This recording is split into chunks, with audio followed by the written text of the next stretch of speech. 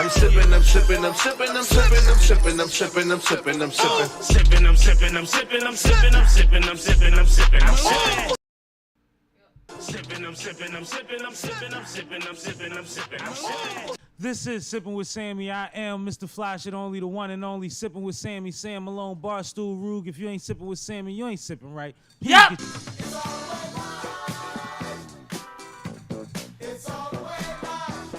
Sup with y'all, man? Happy Monday, happy hour, happy evening. Salute to everybody that tapped in. Like, comment, subscribe, share. If you are on here while we live, please comment in the live chat. We will be responding to you guys. We love your input. But today, we lit once again. I have my man in the building. Introduce yourself to the people, please. What's up, y'all? This is Hympe from the How to Hustle podcast with Hympe. That's Hympe. It's Hympe. It's not hype. I'm not geeked up. You follow me on Instagram and Twitter at I am Hympe. That's Hympe. It's Hympe. It's not hype. I'm not geeked up. This is my guy. We just recently dropped the episode on your podcast. How to Hustle podcast with Hympe, available on all streaming platforms. If you just Google my name, all of that shit will come up for you. That was episode 124 that you're talking about. What's That's next what for I wanted to podcasting? know. 124, man. 124, man. 125 is out now too on all streaming platforms. I just got that text. Yeah, copy that. You know the text come out every Monday morning, I just got that text. bright and early. No, that's love. But how does it feel 124 on your own joint? Because you already been pieing and been in a networking G's on the podcast space. But now you done cracked that bean. You on your way to the Deuce egg. Feels like work because it is. When I started, it was like we kind of getting out of the shutdown type times. Yeah. And I had already been on OLF for 3 years. Shout out my guys, Out of Left Field podcast. Oh yeah. Though in case y'all don't know, those are my blood brothers. Absolutely. Same block. Same block since forever. Knew them guys since before I came out. So nothing but love. All love and respect to my guys. But yeah, shit feels like a long time ago that I started doing this. That was what we was talking about on 124 was we've been through all the stages of this shit. Yeah. We went from what the fuck is a podcast to everybody got a podcast to now every celebrity in the world got a podcast. That's why we did What's Next for Podcasting. You can find that on the How to Hustle podcast with Hympe featuring my guy, Sam Malone. I heard. Yep! But coming from OLF podcast and having the safety net of 8-9 other brothers that was going to keep the conversation brewing, was going to keep the information up to date with you. You know what I mean? It ain't feel no type of way to be like, yo, this got to go right when I do this on my own, or it's going to look crazy. You ain't never felt like that? I'm a ball-dominated guard. I got to hit a ball at the top of the key. I will call all the plays, coach. Okay? Right. I will say, I need a screen from you. I need you to come off the back. I need you to come off this pick. I need you to post up. I will put everybody in the best position. I have to control everything because I'm a control freak. No problem admitting it. I ain't mad at it. So now, let me pay these bills real quick. We be right back in a minute. Hype is here, and my man is on the way. YB Norris. This is Sippin' with Sammy, Sam Malone, Barstool Rug, here with Rich Jewels, the official sponsor of the Sippin' with Sammy podcast. Tap in with Rich Jewels, male or female jewelry, and actually has a holiday sale going on right now. Black-owned, small business. Tap in with Rich Jewels, Sippin' with Sammy approves.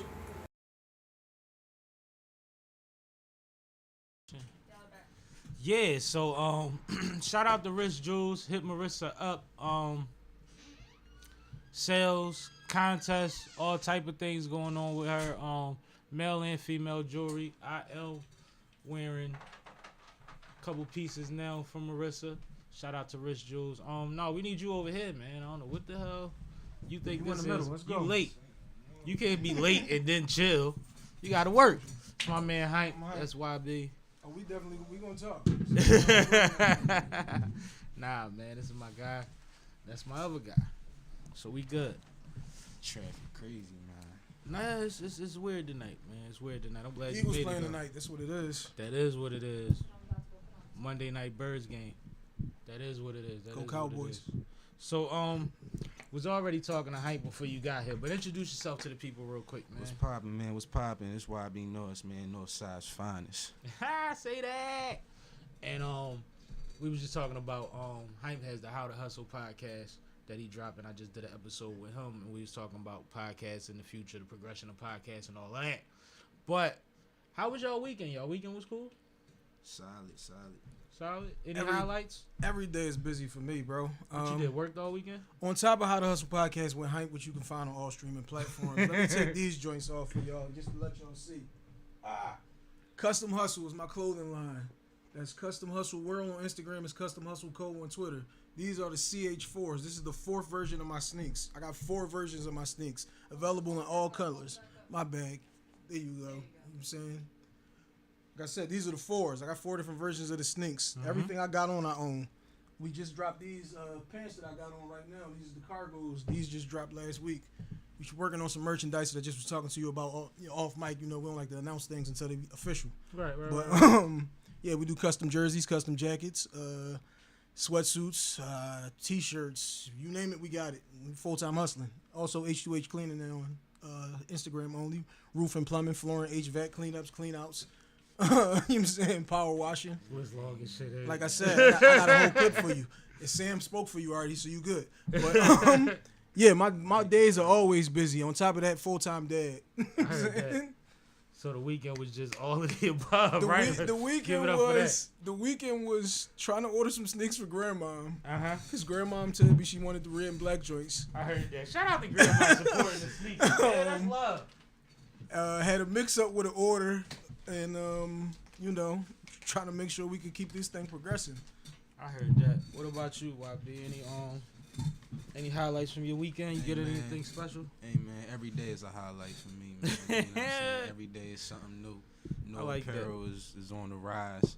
Same type tip, man. I got some stuff coming in from Pakistan, but TBA, you feel me? Yeah, I see you. You got the laid up pants, tonight. I got the pants on. Yeah, the shirt under all the gear and all that was cool. I don't know what I did, but you know what I'm saying. They gonna see what's up, man. I don't like to talk a lot, you know. No, you good. You good. Feel me? But now, I gotta say a little bit. Go ahead. Nah, I'm saying like I'm getting into that mode though. You feel me? I'm being an extrovert. Cause you know what I'm saying on the side, but I'm not afraid to be an extrovert though. You dig me? So I gotta get back into that vibe of just like actually talking and being able to like really broadcast my brand for real. You know what I'm saying? Because when I get in that spotlight, I'm gonna need to do that. I can't be quiet with everything. You gotta do it before that. Exactly. Like So this is one thing that I always tell. This is one thing I tell artists because I'm international hype. It's not local hype. I talk to people from everywhere. And I always tell artists, get with people who do podcasting. Because people who do podcasting know how to talk. They know how to guide you through them situations. You don't want to end up in an interview, like you said, you end up getting into a situation and now you're giving too many I don't knows, maybe too much hesitancy. One thing a person who do podcasting know how to do is keep the conversation flowing. So you always connect with people who do podcasting because they're going to teach you how to do an interview. Yeah. Because one thing about Norris, he pick up on every fucking thing. Like, he just got to be around it type shit. You like, got to. You know what I'm saying? And I noticed that about you. But when he say getting to the point where he wants to be extroverted, that's a conscious decision to be more outgoing. You know what I mean? That's major. Like, that because down once you said, he just said that on camera. So now it's out there for the world. Now you got to do that. Getting held to that like, standard. Yeah, I'm checking up on that. Like, yeah, so how that's been going for you? You know what I'm saying? Like, on some real shit. So I love to hear shit like that just in itself. And then talking about preparing for the light. You in the light now. You not seeing the financial and some of the numbers or other numbers that people are looking at, but you're already established and more accomplished than most motherfuckers. You see what I'm saying? Niggas is waiting for you to show them what your next move is. For sure. And it just be like, just learning how to work with new energies. You dig what I'm saying? And just dealing with people, because sometimes I work with people that they don't be on my frequency. I ain't gonna lie. Yeah. And I be trying to figure out ways around it, because you know, been there. you got, I'm trying to kill the old me and break out the new me. Right. You know what I'm saying? So it's like trying to really work with different people, and if I run into any curveballs like that, if I run into any hurdles like that, find ways to get over it. You dig me? That's all it is. But listen, they see it right now. They seen this face before. They seen this face. Even if they don't know my name, even if they might not even know my artist name, they seen this face. I seen Cuz before. And that's my He point. be everywhere. That's my point, though. That's what I'm saying. Like, you a bull already. You know what I'm saying? With wholesale, I was on already. Like, it's about the people catching up. It's about the people catching up, but they not going to catch up. You got to lead them. Ain't my fault that you late to the party. Not at all. I've been the shit. Yeah, but remember, real shit. remember them commercials back in the day, the super bait? That shit, drop it in the water, that shit look like it's dancing. It be going 150 feet down underwater and shit. These motherfuckers, that's why niggas wear jewelry and shit. You gotta super bait these motherfuckers sometimes. You gotta just keep teasing them, give them the carrot to follow. You know what I mean? Yeah. As many things as this brother next to you is doing, he's not doing all of those things in vain. The motherfucker sneaks the first, second, and third pair sold. The fourth pair is selling. You see what I'm saying? Like, first of all, shout out. What's your name again, brother? Hympe. Shout out you for the sneaks, man, because I was trying again. As soon as I see them Johns, I'm like, damn. I'm at the bangs with you in there because I'm trying to get in the same lane, bro. Sneaks is like, it could be done. I'm in Shout the out mall. to Bungee brand. I'm in the mall and the nigga had the Panda Nikes on. I think I had the threes I had on was the black and white joints. So he like, damn, bro, come on, we got the same joints on. I'm like, bro, you don't got these because these came out Tuesday. So I don't be like, man, tell people all the time, shit ain't bragging if it's true. I work hard for my shit. I work hard for if a nigga Google my fucking name, they got pictures of me, videos, and they'll take you to different places. Like, shouts out to Nah. We just was talking about Nah. It's a picture of Nah on my fucking Google because me and Nah work together so much. But I didn't put that shit on there. My wife like, well, why you always putting these pictures up? Shouts out to my wife. She said, you know, make sure you say hi. Hey, baby. Hey! I didn't do that shit. I worked the fuck hard so that when a motherfucker uses my name, somebody told me the other day, I heard a lot about you. I said, yeah, my name travels well. So I ain't worried about what you heard about me because I know it wasn't nothing bad. Yeah, no, but that's important, right?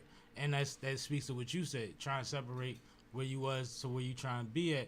Like, man, you don't want the shit to overlap.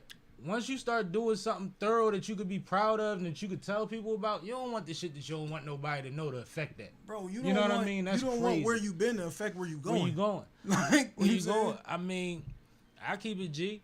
There's a reason that it's Sam Malone and SippinWitSammie, and I ain't running around as Jay Ruger. Or, you know what I mean? Like, that name burnt out. Burnt that name out on a whole nother side of things that don't need to be revisited. So when I see people from that light, they see that I'm traveling different already because I'm not even running the same way. Like, that's not even my name no more. You know what I mean? Yeah, and mind you, I never gave myself none of these nicknames, but certain people know me from certain shit, and they call me certain shit depending on what they know me from. And that's one of them names. You see what I'm saying? That's one of them names. No, and that's one of the biggest things though. Just trying to like let folks, not even let folks know, because you do it naturally. You know what I'm saying? But it's like when you come across people, I guess from either your past, or I guess you could say people in the present that you met. You know what I'm saying? You just show them like, yo, like case in point right now, the boy that's sitting right here is not the boy that was sitting here a couple months ago. I heard that. You feel what I'm saying? And it's just like, I bangs with that. Yeah, I like that. That's fly. And we had good talk a couple months ago. Go check out that episode, and it actually did pretty well. Where would they find a young Philly artist who gets it? A young Philly artist who gets it is the title. It's on YouTube, Spotify, everywhere that the podcast is. It's something like that. That was it, right? Yeah, I'm about to say. Yeah, so great conversation then, and even then, still sounded the same as far as figuring out the next move. We talked about finding comfort zone, getting away from shit. You know what I mean? And being all right with getting away from motherfuckers. This is what you basically segueing into what I was about to say.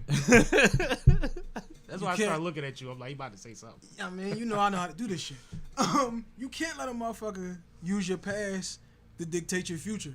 Like, you can't let a motherfucker use your own loyalty against you. Because when niggas gonna try to tell you, oh, you ain't used to do this, that, or whatever, and it's like, nigga, I got 2 daughters now. I shouldn't be doing what we was doing when I didn't have no kids, when I didn't have no wife, when I ain't have responsibilities, when I ain't had the shit to do. You can't still be in the same situation. If you is in the same situation that you was in 6 years ago, 8 years ago, then you just wasted 6, 8 fucking years. And you should gain understanding and wisdom at some point. Like, keyword was should that you just used. Yeah, you should. But YB still a young man. But it's like, how old are you? 22. You see what I'm saying? It's a baby. Shit. Yeah, but strap up. That's all I'm gonna tell you. Strap up. Right? Yeah. Shout out mine. Shout out mines, man. Yeah, you ain't gotta worry about that. We cooling over here. I heard that. But like, ignorance is bliss, and knowledge is great responsibility, and knowledge is power because it comes with responsibility and it comes with more access. The right? burden of knowledge, yes, it's one of my joints. So it's like at a certain point, if y'all don't get it yet, I can throw y'all a little something, but I got to keep it moving because I can't go back. You know what I mean? I can't. Like, now I know that would be stupid. I kick myself in the ass. The fucked up part be when they click like 3 years later and they be like, damn, bro used to tell me about that. But it always would. But you wasn't ready. You just wasn't ready to hear that shit. Bro, I've been the little brother before. My sister used to tell me regular shit, and I used to be like, I don't care. Like, I always use the example when my sister said, the boys in my school take care of their hats. I used to have like 50 hats. They used to be on the floor. You know what I'm saying? On the other bed, because I had bunk beds with no roommate. You know what I'm saying? So, like, and she's like, they take care. I'm like, I don't give a fuck. I ain't dumb. Close the door, throw away all the raggedy hats, stack up all the other junk. But I ain't want her to know I heard it. You know what I'm saying? I barked back before it's still in. Or, also in those situations, you wind up in the back of one of them cars, them gates slam on you or some shit. You start remembering shit motherfuckers told you that got you there. You ain't got shit So to do either but to way, remember it I'm at going to that just point, say my piece, but I can't be there to hold your hand for it. Bullshit. I'm going to give you what I got, but I'm going to keep it moving.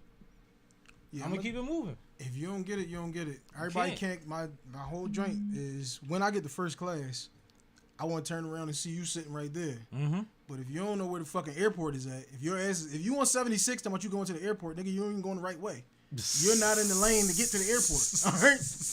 You know what I'm saying? So it's one thing you know though, the plane only holds so many motherfuckers. Everybody can't get on this plane. Everybody can't And go. that's cool to let motherfuckers know I love you from a distance. But Yep. you know what I'm saying? Right now I got a flight to catch. We on 95. This is how you get to the airport. Like you from a distance, You know what I'm you can show a nigga where the lake is at, but you can't make him drink, man. That's You all can't. it is.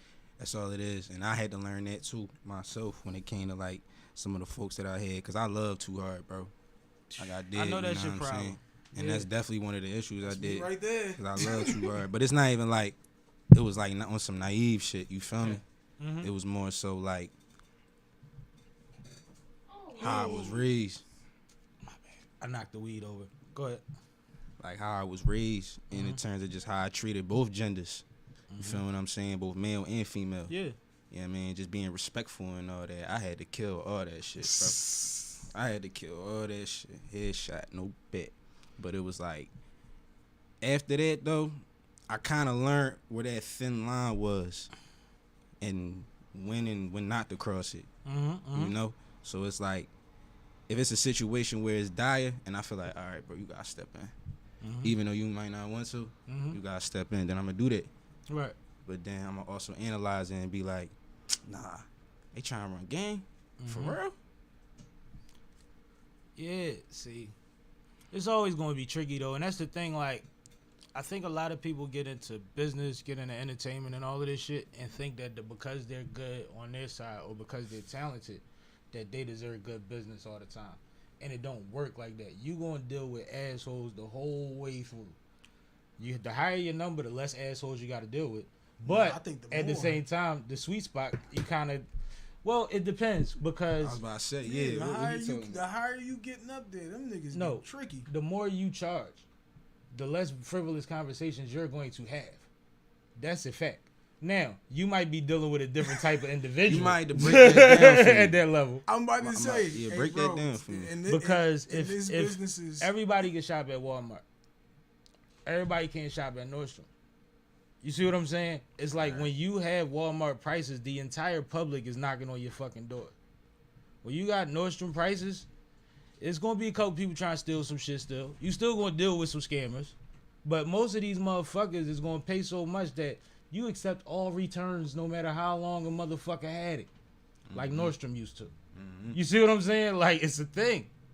It's a thing. that's what Joan always tell motherfuckers. The price is the price. This is not the homie price. This Nope. is not the you my man price. The jacket is gonna cost a certain amount to fucking make. I can't go to the motherfuckers to get the fabric and say, well, no, this joint for my man though.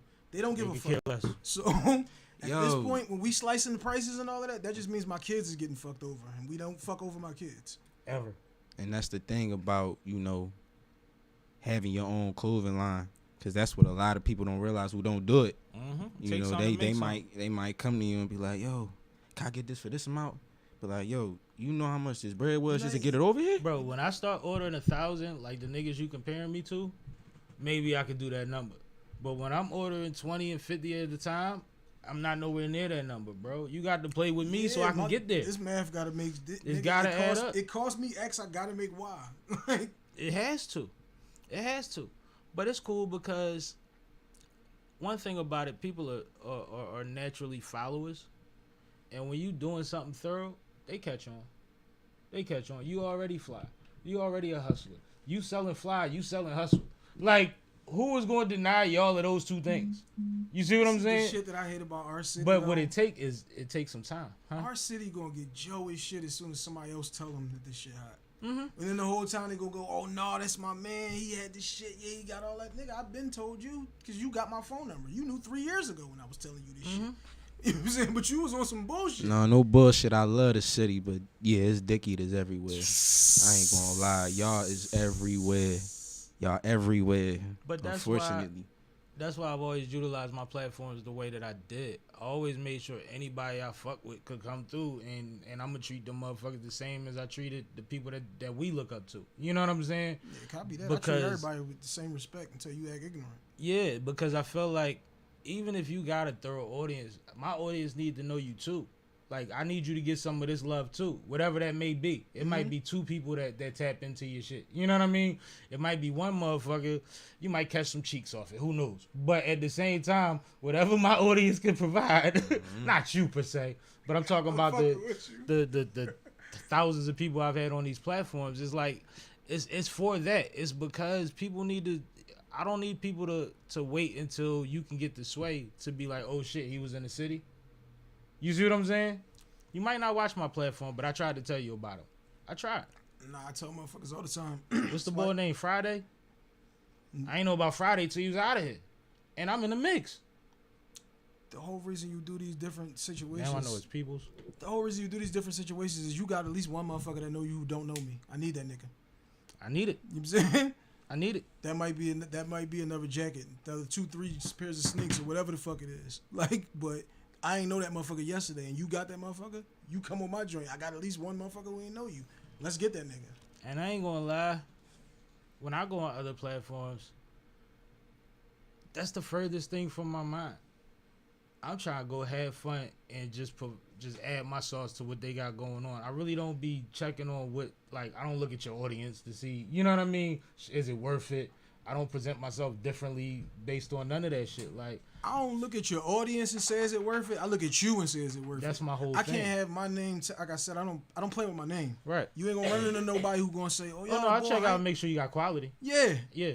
You know how many motherfuckers done hit me and say, yo, can you just listen to my joint and tell me what you think?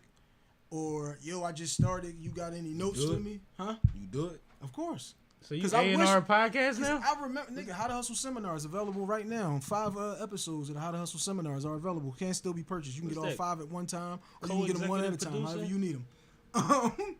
I wish somebody was there when we started this shit. Like I told you, when me and Boris screaming at each other in the basement, nigga, I wish somebody was there to tell us. Bro, they had a podcast with 10 niggas. That was 10 niggas on the show. South Philly. Yeah. 10 niggas on the show. All hosts. Oh, yeah. 3 cameras in the joint radio station. We doing ad reads, passing the phone microphone, calls. smoking and drinking. Bro, it used to be wild. And that's not including the niggas just on the couch. That's why this shit now, I do it with and one, you talk about people, intelligent conversation, but it used to be wild, bro. I used to love going on they shit. No, that shit sound we started that shit 2017 before niggas was doing this shit. Yeah, Like, yeah, they was early. And that's why, like, and shout out to you and all of them. They come to all my live shows and shit, and they be like, damn, you on your 100th, damn, you on your 200. I can't even catch y'all niggas. Y'all got, how many OLF got? Probably, I don't know, 3 something. 3 something? Yeah. It ain't enough Ramadans for me to catch up to them. Because most of y'all Muslim, right? If not everybody. That's why you pre-recording, you know what I'm saying? They never even know it was Ramadan. But it's funny, though, because it's like, then I'm still 4 weeks, the same 4 weeks behind. I'm still the same 4 weeks behind. But I always show them love and big them up because they was early when people was trying to figure it out. And I haven't seen anybody have 10 people on a platform, and it makes sense. And they did that early. If anybody in the city be doing shit, and then I get involved, if I meet them, get involved with them, let's pump it if the shit is good. Right. Cause this is one thing, like, I remember me and Spade was talking about this shit, and it was like, Yo, shout out Spade, man. That John Reed was wild, though. I ain't gonna lie. oh no, Spade was like my favorite rapper in '98. I told him, bro, I was Spade. salty when you went to jail. I be telling them niggas like, bro, we used to listen to you on the way to and from AAU practice. Like, That's nigga, what I I'm got saying, nice to you. What? That's dead. It'd be like, man, I was saying like a Philly support Philly joint. He's like, niggas always say that, but if the shit ain't quality, it ain't quality. Yeah, copy. That's a fact. I'm speaking on the aspect of if a motherfucker's doing some shit and the shit is quality, because like I said, I'm not attaching my name to just any and everything and Right. any and everybody. Because I don't play with my name. And if niggas go, nah, this fucking boy and this shit a little funny, nah, I can't Well, do how it. about this? I got some ideas. Let's talk. All right, we do it off air. Okay. I got to get to some of these topics though, right? Because I definitely got to recap my weekend, but got to talking to y'all and everything you said folded into everything he be into. That's why y'all here together in the Told first you, place. Hey, But shit always ruin. Topics are always there. yeah, let me get into the weekend only because there's a couple dope situations I have to shout out. I'd be remiss if I didn't. But I don't know if you gentlemen know my little cousin, my dad's brother's daughter. You know what I'm saying? Tiff and her husband opened up a barbecue restaurant in Newark, Delaware called Smoke Barbecue. And I also have a friend, lady named Gretchen Emery. She has a band. She's a rock star. She plays the flute and sings her ass off. Gretchen Emery Band. They've taken a liking to my cousin and they just start throwing stuff and performing at her restaurant randomly to get, attention to it because it's Newark and you need people to know you there. But they had a jam session. So she invited, Gretchen and them invited all their friends that do music to the restaurant to have a Christmas jam session. And I think they know everybody in Delaware with a guitar. My daughter played the viola. That's crazy. She That's told me about crazy. that. I would have loved to have her out there with me because they was trying to get me to rap. I'm like, yo, get out of here. I remember your cousins. I met them at the last, what was that, episode 200? Yeah, they came to the live show. They came straight from the restaurant. Mm-hmm. They still had their shit on. I made them get on camera. Proud of my family. But no, shout out to Gretchen. Shout out to them. That was a successful event. It was dope. Then I had to go to dinner. Did my dinner thing, had a great meal. And after that, I shot down West Philly because Shaquita Tweet Beverly put out the exaggerated biography of a Gemini. And she was having a book signing. So I had to pull up on Tweet because she is the concrete mogul. I do have awards and another award that I'm waiting on because it got broke. It was glass. It got broke at the event. So I'm waiting on that. But she signed my book. I made it just in time to get my book signed and all that. You know what I'm saying? So I want to congratulate her on putting out, which this is supposed to be a series. This is the first part. It says to be continued, but tap in with Tweet, tap in with her. Also, when I Sounds like an episode. when I went to the joint, she handed me the newest Concrete Moguls magazine, I'm thinking. And it says, celebrating the legacy of our Black Kings, featuring the Black Kings Legacy Ball Philly. So, y'all can see it. So in here is all the people that was honored at the Legacy Ball. This is the event with the plaque that I said I broke. So I turned the front page. Nice little group picture that y'all might have seen on my gram with just about everybody that was there. But then Shouts out to everybody that was there. Like I Yeah. said, that looked like something I needed to be at. this list is crazy. And then I turned to the second page. It's the sponsor, Real Black Vodka, black owned Black Vodka. You know what I'm saying? Somebody Heavy. that's major. He from Philly, but he in the Carolinas because you gotta go out there to do shit like this. Philly niggas, we get love no matter where we go. Yo, And real on the rap. next page, it was That me, shit crazy. your boy.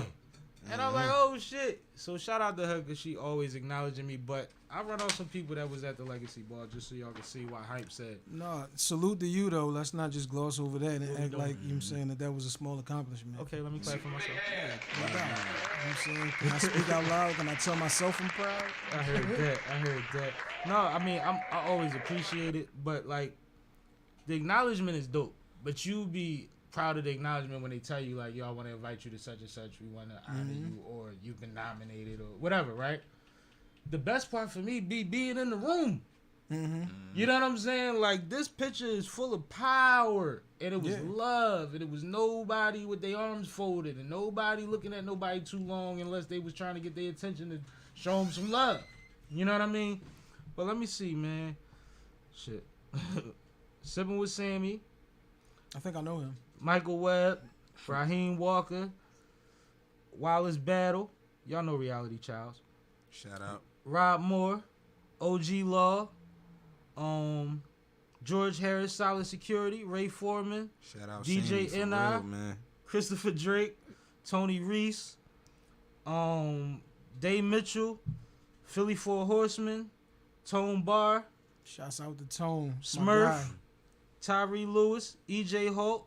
I mean, it's just it's the who's who. If you've been moving around in the city in certain circles of people, like if you've been in the mix, you bumped into some of these guys often. You know what I mean? And if you don't know who they are, then tap in, check out the Concrete Moguls magazine. She give you a little bio on them, and you can follow them and let them know that you trying to do some real business and figure out your way in and shit. Because those are people that are. A lot of people are still making their way, but like I said about you, we more established than we know, and we can help people on our way up. We ain't gotta wait till we get there, and a lot of people don't need much. Sometimes they just need to invite into the room. Mm-hmm. I told you, show me which block that shit on. I got you. I'll get my foot in the door. I'll drag a nigga in. I got You know what I'm you. saying? I got you. Nah, you already know what type time I'm on the cameras of. Yeah. Also, we will be live filming the 250th episode very soon. I'm looking at January, February because we are like 236 now. So I got a little bit of time before I gotta do You it. might want to start putting that together. But you know how that go. Well, I'm already in motion. I've had all the conversations I need to lock in a venue. So I don't have a date yet, but I've talked to some venues already. I just gotta lock in a We date. gotta talk That's about what's that up. off camera. Then How let's to do Hustle that. live show. You know what I'm saying? We looking for a new venue. Shouts out to the barn. I think what's understood don't gotta be said. I think that's where we at. No, we good. We super good. I just gotta tell the people because I was doing the live tapings on the 100th, and I said during the 200 that I was gonna start doing them more frequent. Mm-hmm. So I caught y'all halfway this time. We gonna do 250. Maybe next year we do it quarterly, but we gonna figure it out. Or next time I should say, because I'm acting like 100 is in a year. That's 2 years. Nah, them live shows though, like, cause you did my last live show. How to Had Hustle a ball. live show, the third one was Had you a and ball. Sai. Shouts out to Sai. Mm-hmm. Them joints be love. My wife asked me the first live show. She was like, "You not nervous?" I'm like, "Why the fuck would I be nervous? These are people who These bought your tickets people. because I'm doing a show to come see me. What the fuck I got to be nervous about? And you be bringing them out. You got to." And you know what I'm saying, let's put on a show now. We got these niggas here. Mm-hmm. You gonna wear all your shit and let them know we got all this shit going on.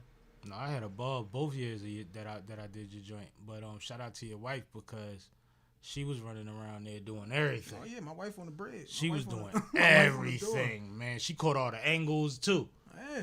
Like She got yeah. both phones. You got to. You got the Android and the iPhone. We need you to get all this love. No, that was beautiful seeing how that worked. You know what I'm saying? I love to see the team work. Love to see the team work. Y'all Eagles fans? No, go Cowboys. No, man, he did not. Well, the Cowboys just got their ass That's whooped cool. last You know what I'm night. saying? Players fuck up sometime. We beat the Eagles. Nah, man. I was he down did Wells not just Fargo that say night. Niggas was That's mad. crazy. He's like, I was fucking with you. Then he said, go Cowboys. I hate the Eagles more than I love the Cowboys. I can tell you that. Wow. So you became Bobby a Cowboy Hoy. fan because you hate the Eagles? Bobby Hoyne, Coy Detmer, Ty Detmer, like them niggas was trash. He was Rodney 5. Pete. I mean, he wasn't born. You know what was going on. Them niggas was trash. He came out in the He was McNabb. born for the Detmers. Yeah, he was there for the McNabb. He's 22. That's what it was. That oversized jersey. That's what I'm I saying. rocked the fuck out there, Joe. Yeah, when niggas was rocking 5Xs, I was fat then. I was a 5X then. Like, you know what I'm saying? Yo. But, yeah, I hated them niggas. They was so shitty when I was a kid. And the Cowboys had Emmett in them. Then we got Dion. Like, oh, no. This That's is the way funny. to go. But Monday Night Football, the Eagles are on Let's hope they lose. against the Seahawks. Go Gino. Can I It's get a bird on prediction? bird crime, man. Y'all got this one? Nah, I think we gonna get it. I think we gonna get it. What did Jalen- you see in the? Jalen has stomach What did you issues. see last week in the loss? So I'm gonna keep it a bean with you. I ain't even watching. Mm. I ain't watched the last 2 games because I love my Eagles, man. So but it's your fault they lost. nah, They was doing good till then. Till you stop watching, that's what it sounded like to me.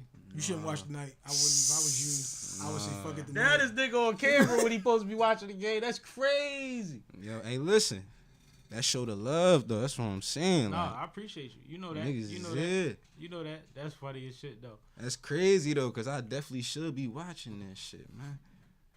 That's wild you said that. It's all good, man. It's all good. I asked for some topics.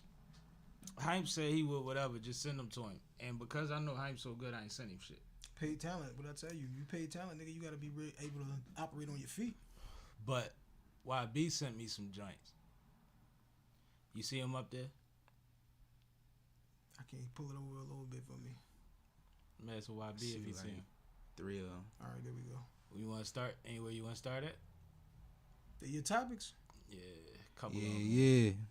The deeper ones are all his. The audience can't see it, but we can.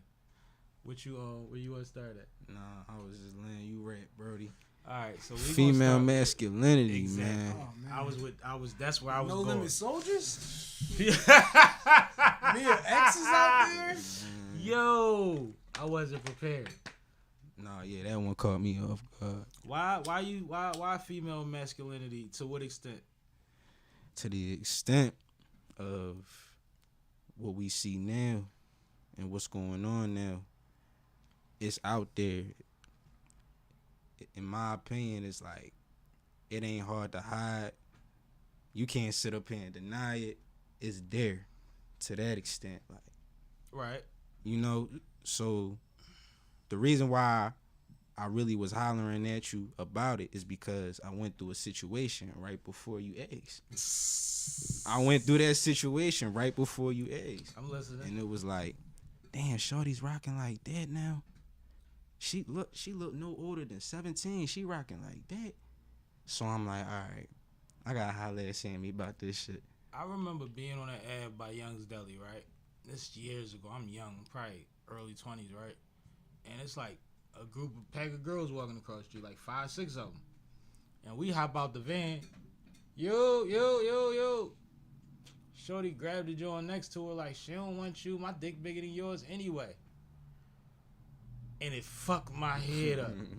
Like, did you just compare what you bought off the wall to, like, and I'm decent. Like, what do we talk? Like, I was so confused, bro. And I feel like that was like my realization of like, oh, this shit get weird. Like, you could say that to a nigga. This shit getting freaky, Like, and bro. mind you, what I'm not gonna rumble Right, you over. what's the Like, what I'm comeback? supposed to, and then how are you offended that I didn't know that was your little? It was 6 of y'all. Y'all walking on the Ave. You know how girls in the hood walk up and down the Ave on purpose. They walk past the basketball court on purpose. They sit on the steps. Niggas know they and whole playing. route. At 7 o'clock, we gonna walk back around. No, niggas know they whole route. It's They whole predictable now. joint.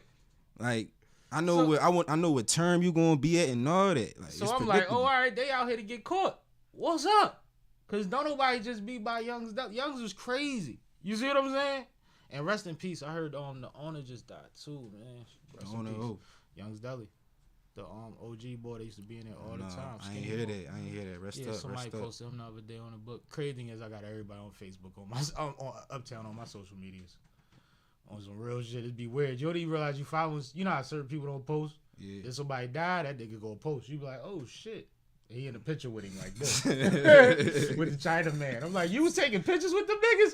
We was in them stores all the time. Never took no pictures with him. Yeah, nigga said, let me get 3 wings, fried rice, and let's take this flick on. He said he used to let him sell his nickels back in the day out the store because he played his part. And we all know certain corner stores, they would kick you out if they knew you was trapping. But certain ones, if you really ran your race the right way and they knew that people respected you, they keep you around.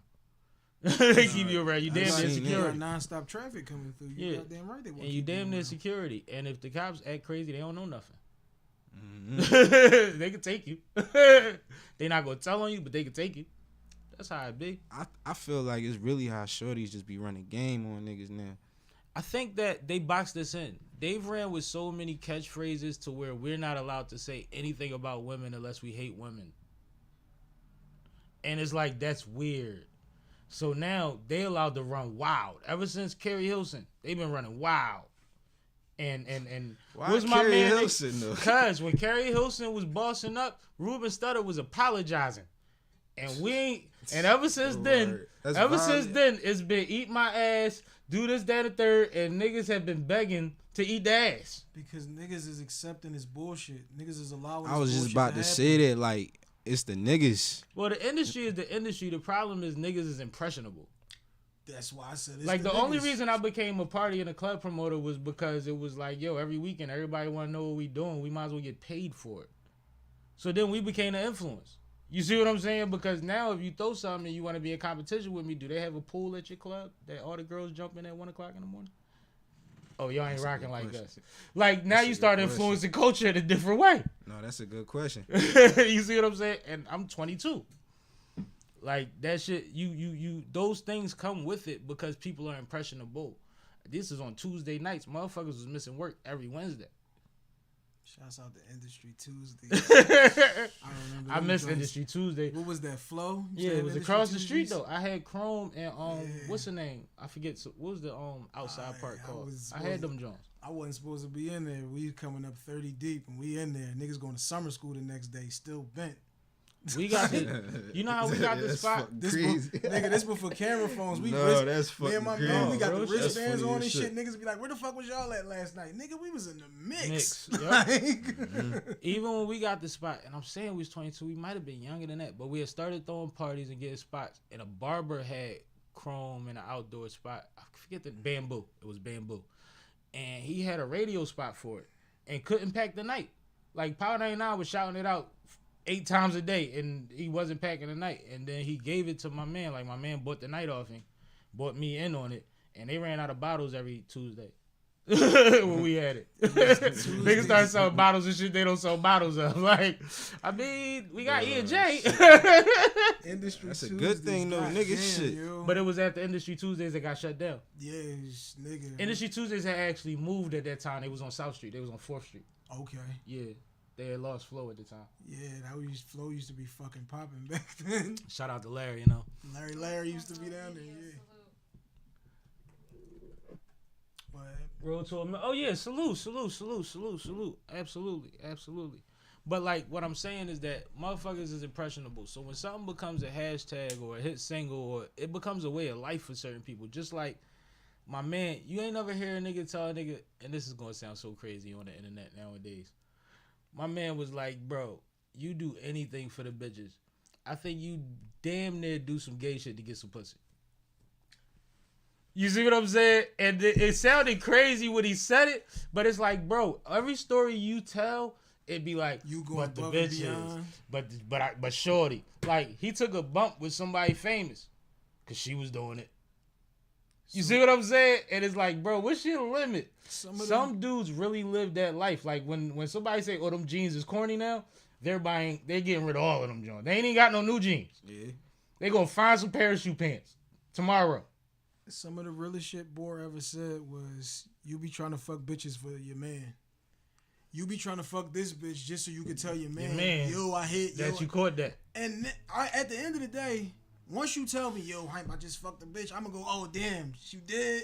Was the yams good? And that's all the fuck I cared. That was the end of the story. Yeah, but now you got a headache because she a baby mom.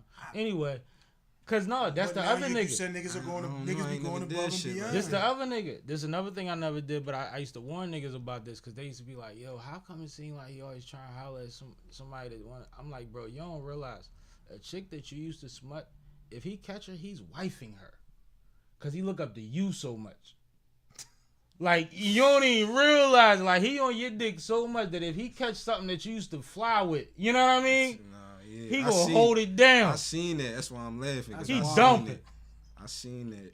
He already done told you she wifey funny as material. shit. You sitting in the car smoking like, bro, she cool. You don't even dig it. Don't let him catch her at the joint. He going, yeah. Try to marry the motherfucker. You might be in the wedding. He been wanting this bitch forever. I'll be in the way. I ain't tripping. I said I was flying with him. No, but it's real. It's very, very, very strange with some people, how people will show you how they view you indirectly. Mm-hmm. You see what I'm saying? You'll never even know. All right. So I guess I could say because of the age difference. Because the people my age, when I look at them, I just be like, nah, yeah, I'm worried about you niggas. I don't know about y'all age group. If y'all do, cool. But I be worried about these niggas. I'm worried about you little niggas, man. There it go. This shit gonna be rough for y'all. I don't know how the fuck y'all gonna make it to you. Like, what is y'all? And it's like we after y'all, you know what I'm saying? I saw a report years ago that said the generation after ours, or the generation after the generation after ours, is going to be very volatile because all they do is bravado and do things through a social media or a computer. Seeking for attention. They don't have social skills. Porn is readily accessible, things like that. So the boys are going to be more aggressive. The girls are going to be confused as to how to charm. Yeah, I don't even know when that happened. Right? And now I work around kids, and it's like all they do, the boys and girls just beat each other up all day. They run around literally in 8th grade, 7th grade, 6th grade, punching on each other and rolling on each other. Nobody trying to slide off with nobody. Nobody trying to buy somebody a pretzel or nothing. Like, they just whooping each other ass. These motherfuckers are going to jail. Because they not going to know how to finesse no cheeks. Because attention is the new drug. This is amazing, though. Like, that's what they going to grow up on is... Right under you is Scary Times. Record all the shit that I'm doing. It's my scary. age, dog. I figure it's That's what I'm around your saying. age, but I figure like y'all right below the cutoff, huh? Yeah. Just depending. Like, Depend it who really you are. was depending Who on your raised come up, you? bro. That shit depending on Who your come up, raised you? dog. It's like if you had solid motherfuckers, like The answer to most of these questions is usually bad old heads. If a motherfucker don't have no strong old heads, no strong person to look at, then you just out here doing any fucking thing. Now you out here on the internet just making shit up to do. This now goes- you eating Vaseline and calling it a challenge. This goes back to catchphrases and quotes. Now it's cool to say, ain't no point talking to these young niggas. They ain't listening. It's cool to say that. Like, that's the regular way to just say, I'm not doing it. So, Like, you know what I this mean? is And what that's acceptable. It's like, oh, all right, yeah, that makes sense. But this is what I always say. But to at that. the same time, on the flip side, we don't never do nothing until the cops do something. That's like, bro, you said you don't want to talk to the kids on your block. That's where I was about to take you. You can't try to tackle a generation. It's not going to happen. No. You got a young boy that's across the street, down the street, young boy who sees you moving, That has sees all the influence. shit that you doing. He's influenced by you. The same shit that you just was talking about. Yep. You got to make sure this little nigga, him and his man, or your nephew, like, you got 2, 3 of them that you can get, and like the same shit that we went back to the beginning of the conversation where And teach them how to hold each other down so they don't need no gang. you gotta teach them responsibility. You gotta show them there's other independence. shit out Yeah. there. you gotta teach them independence. Like they gotta have their own mindset. They gotta think for themselves. But you said it earlier, people are naturally what? Followers, man, for the most part. People naturally followers, but some motherfuckers is naturally leaders. But see, the thing is, it takes for somebody to believe in you sometimes for you to know that you're capable. Which means you gotta keep that foot on that pedal. Which means that we can't cut off a whole generation from a dialogue either. But Like, also- we still responsible. Ain't no doubt, because again, it goes back. To like Like, I still gotta talk to y'all. If we set an example of don't talk to these motherfuckers, don't talk to none of them, don't show none of them shit, then what the fuck? How you gonna complain about them? That's like the nigga who say I ain't voting. So don't complain when taxes. Don't get complain higher. when, yeah. Like when you don't get when the taxes is higher and the gas is higher and every fucking thing changes, you should shut the fuck up. When you don't Because have when faith- you had the opportunity to say something, you decided to shut the fuck up. When the kids is drawn and they fucking everything up, shut the fuck up if you don't want to get out there and do nothing about it. Well, my lawyer homie always say, he don't see enough of us going to jury duty. But then we complain about how unfair the court system is, and there are 12 people juries, and we're not participating on them. Mm-hmm. You see what I'm saying? Like, everybody got a part to play. Everybody got something to do with, just like when people say that nobody's doing nothing. I know some organizations that's doing something. You got $50 for them. You got a case of water for them. You want to go pull up and sweat with them. Shouts out to You Ken want to paint a Rock. wall with them. You know what I mean? Like, what are you doing? Shout out to Ken Rock. Ken Rock came home and said like he was going to do all of that shit. And Yeah. doing that shit out Strawberry Mansion. Our mansion. Yeah. Thugging. In the right way. Hey yo, shout out Fresh the Legend, man. Okay. Shout out Fresh the Legend. I just wanted to say that, like, the way he doing down there, cause I be sliding down there. He got a spot, the dialect. Y'all put me on. I'll pull up what you want to do. Oh yeah. What Fresh is doing is legendary, man. Okay. And the energy in there, you come through, it's just all vibes. Mm-hmm. He And do leave that like shit at the door, like. bro do like the fucking men's therapy groups and got like the kids in there. Fresh? No, Ken Rock. Ken Rock. Okay. They do the shit with the ladies. They got one day where it's the ladies, and they got one day, like I said, it's the kids, and it's just the men. Like, and they do fucking workouts and shit. Like, all that shit. Like, I salute Rock for doing that shit, because when he was up top, he said, like, no, yeah, come home. No, and, I like, seen really what try to Ken make a Rock was difference. doing. Like, I seen what Ken Rock was doing. I'm glad you said that. What's Fresh doing? What's the direction? Like the direction is like no deaf culture. You know what I'm saying? That's really what he pushing. Mm-hmm. So it's like you come through, that's what they looking for. Okay. And then they adopt you, basically. You know what I'm saying? You come through it. I remember I ain't slide, cause I performed first time I came through, but I ain't slide for damn near a year. I came through just last Friday. So yo, what's up, baby? Where you been at? You good? You know what I'm saying? Yeah, all that. That shit is important, yo. It's important. Part of the game, bro. Big L's. No. I say that to me. Part of the game.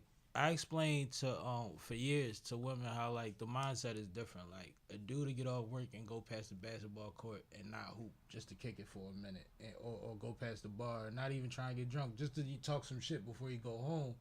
We need safe spaces besides those spaces where you know if you feel some type of way, if you just need to breathe, you can go in there and get some love or just kick it. You know what I mean? Like we need that shit. That's man. about them relationships that you got though. As men, we need that.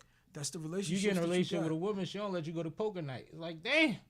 Not all women, but a lot of, you lose a lot of your homies that way. And when he break up with his girl, what's the first thing he say? I ain't even tripping on no bitches, bro. I miss my niggas, man. My bad, y'all. Yep. Yo, she had me tripping, yo. Like, Yep. if he would have been able to see y'all, he might still be with her. That's why you gotta establish all that shit in the beginning. Yep. That be niggas. They be lying, though. That's why you can't be lying to motherfuckers. A lot of times when you popping and you get in a relationship with a woman and she'll accept a lot of stuff, most of them, until they realize that they can't. Like they lie to themselves more than they lie to you. Like they're lying to you, but they're actually lying to themselves, saying they can handle you still being out 3 nights a week and shit like that. For sure. But That's then why they we don't don't sleep need to those be 3 nights but for that's a why we couple don't months need and to it be start. together. Now it's your problem. But hold on, what you saying? If she can't, if you gotta make a strong evaluation of yourself. If you know your girl gonna go out 3 nights a week and you ain't want that, don't make that your fucking girl. Don't get 3 years down the road and now you got a problem with it because you met her. She was going to Tuesdays, Wednesdays, Thursdays on top of the weekend. So don't make that your girl. If you knew that this nigga was fucking with 12 different bitches when you start fucking with him, you can't now think that you're the special one, that you gonna change all this shit. You know the flip side to that? I had a homegirl, and we was in a bar one night, and she was like, I should be home with my nigga. She was like, but he the first nigga I've been with that don't be tripping about me going out. He in the house with her kids, right? Watching her kids. She in the bar with us and shit. And she like, but I should really be home with him, but he don't be tripping. So, like, I'm here, and I'm like, why does it take for you to be forced to be home for you to go home? Like, you just taking advantage of the fact that he's not forcing you and you want to be there, and your daughters is in the house with him. Mm-hmm. Some motherfuckers don't know how to accept love. Like, Some that motherfuckers shit don't is know what love look amazing, bro. Nah, yeah, some people don't know what love looks Some like. people don't know what love look like, bro. Some people don't know that Like, he you ain't letting you supposed live. to. He don't want to get dogged out.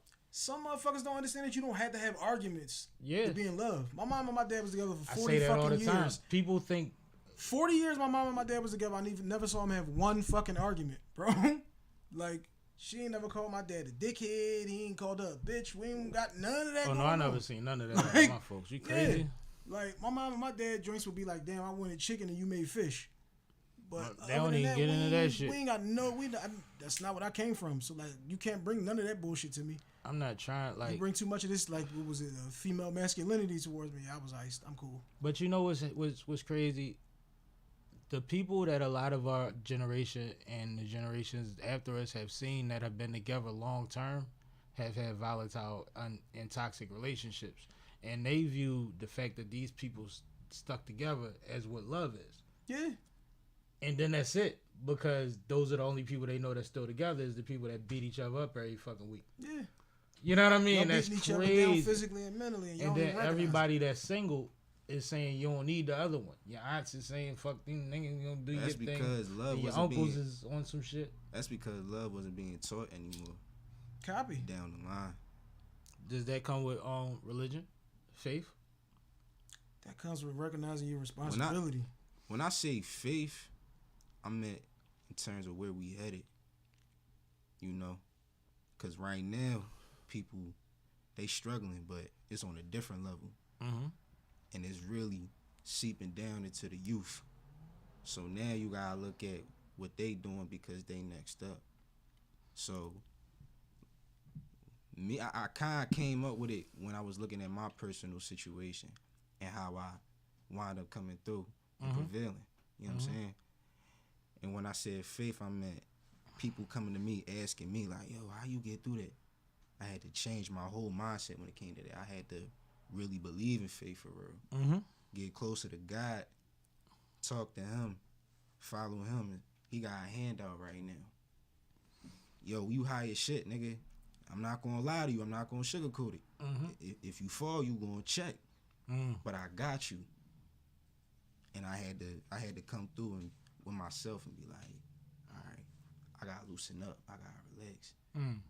It's gonna be good. And then shit got easier. Both Crazy how that mentally and happens, right? physically. Real shit. It got easier for me. Now it's like something come my way and it's bad. I'm like, man, I'm laughing at it now. Like, all right, yeah, all right. Ooh, wow. It's like you rumbling. All right, you caught me. Come on. Yeah. All right, you almost got me there. I came through. Ooh, bop. Oh, shit, you slipping now. Mm-hmm. All right, we good. Mm-hmm. The motherfucker who don't believe in nothing is dangerous. Dangerous as hell, yo. Because You don't owe nobody nothing. they just real. You don't owe nobody nothing. You just reckless across the board. And shit. And most people that say they don't believe in nothing adhere to something, which means they believe in something. They just don't like to fall under certain categories and pretenses. But it's just like Trader Truth saying he's not a philanthropist. He don't want y'all to box him in. He still want to be Trey. But the motherfucker do more community work than any motherfucking mayor I ever seen in my life. You know what I'm saying? So it's just like sometimes when it comes to classifications and denominations, people don't like to get into that. But they adhere to somebody or That's something. that bullshit of letting your past pull you back, telling you, oh, nigga, you didn't But change you know, that people shit. have traumas attached to religious No, institutions. that's important right there because that's where that street mentality come with all these young boys that really don't have to be like that, but they choose to. You get what I'm saying? Like I seen that joint with T.I. and his son. Yeah. That shit was crazy, dog. How old is T.I.'s son? Which son is that? I know what you Talking talking about about. King. But which King got to be like 20, probably like your age, bro. That's what I'm about to say. That's what So I'm y'all the saying, same man. age, right? Just about the same age, if not. I a need little your bit take younger on than that. me. You got to tell me how you felt about that. I'm gonna be honest with you. I was like, from a man's standpoint, because you can look at it from two perspectives, but from a man's standpoint, I'm like, damn, young boy was able to get 5 words off. I love that one. Damn, I love that answer. he was able to get 5 words off. What What he say? He said, ain't no mystery in my history or some shit like that. I stayed on business. I said, Everybody what know the I fuck? stayed on business. I said, Tip, what the fuck, bro? When he Oh, grabbed him, man. every man that saw that clip, that's like, know what we know. When Tip grabbed him, it was like about time or, oh, that's it? No. That's the least of what I would have did. Like, I'm sorry, bro. Is you No. crazy? No. Because what I have to do is I don't have to beat you up. I have to disarm you and let you know that you playing above your weight class. No matter how big you is and how small I am, I'm still him. That's crazy. You don't talk like that in front of your mom, first of all. And you definitely don't talk to me like that. 5 words was the perfect answer. Real rap. Because I would have never, bro, I'd have woke up. He'd have never had to choke me. I'd have woke up. Like, oh shit, what happened? Yeah, bro. 5 words, bro. But what do you think about his situation? Like, this is a kid who clearly, at some capacity, similar to Romeo, right? He still has ties to the neighborhood. He didn't grow up in the mansion 24/7. I grew up in Mount Airy, but all my family was in West Philly and South Philly, right? You go spend the night at your cousin's crib, your grandma's crib, you in the hood. They said he was always at grandma's house. Now he's trying to be a man, and he has a dad that has made manhood, a lot of it based on his bravado. And he can't stand on none of that shit. I feel like that's because that's what he want to be. He want to be a part of it because he see it out there. But he see it in his father too, though. He probably did. Like, we see this dad threaten the motherfucker at the booth in the complex. But let's keep Remember? it a bean, bro. You think he listening to his pop every day? I think that kids pick and choose what they want to lean on when they want to use it in their advantage. Yeah, not saying he don't use him. So I think all that staying on business shit is like, well, I always see my dad staying on business, and I got to prove that I do that too because people think I'm sweet. It'd be that social media shit too. No, it's a large part of that. that's kind of what we was talking about before. Yeah. Stop trying to be your dad if you ain't your dad. Well, Like, how many young men have we seen? Like, we've seen young athletes get themselves out of here because they couldn't be the football player that their dad was pushing. exactly. Like, that's way easier when said than done. I mean, Because it'd be an identity crisis. everything is bang. There you go. Everything is about making an honest assessment of your fucking self.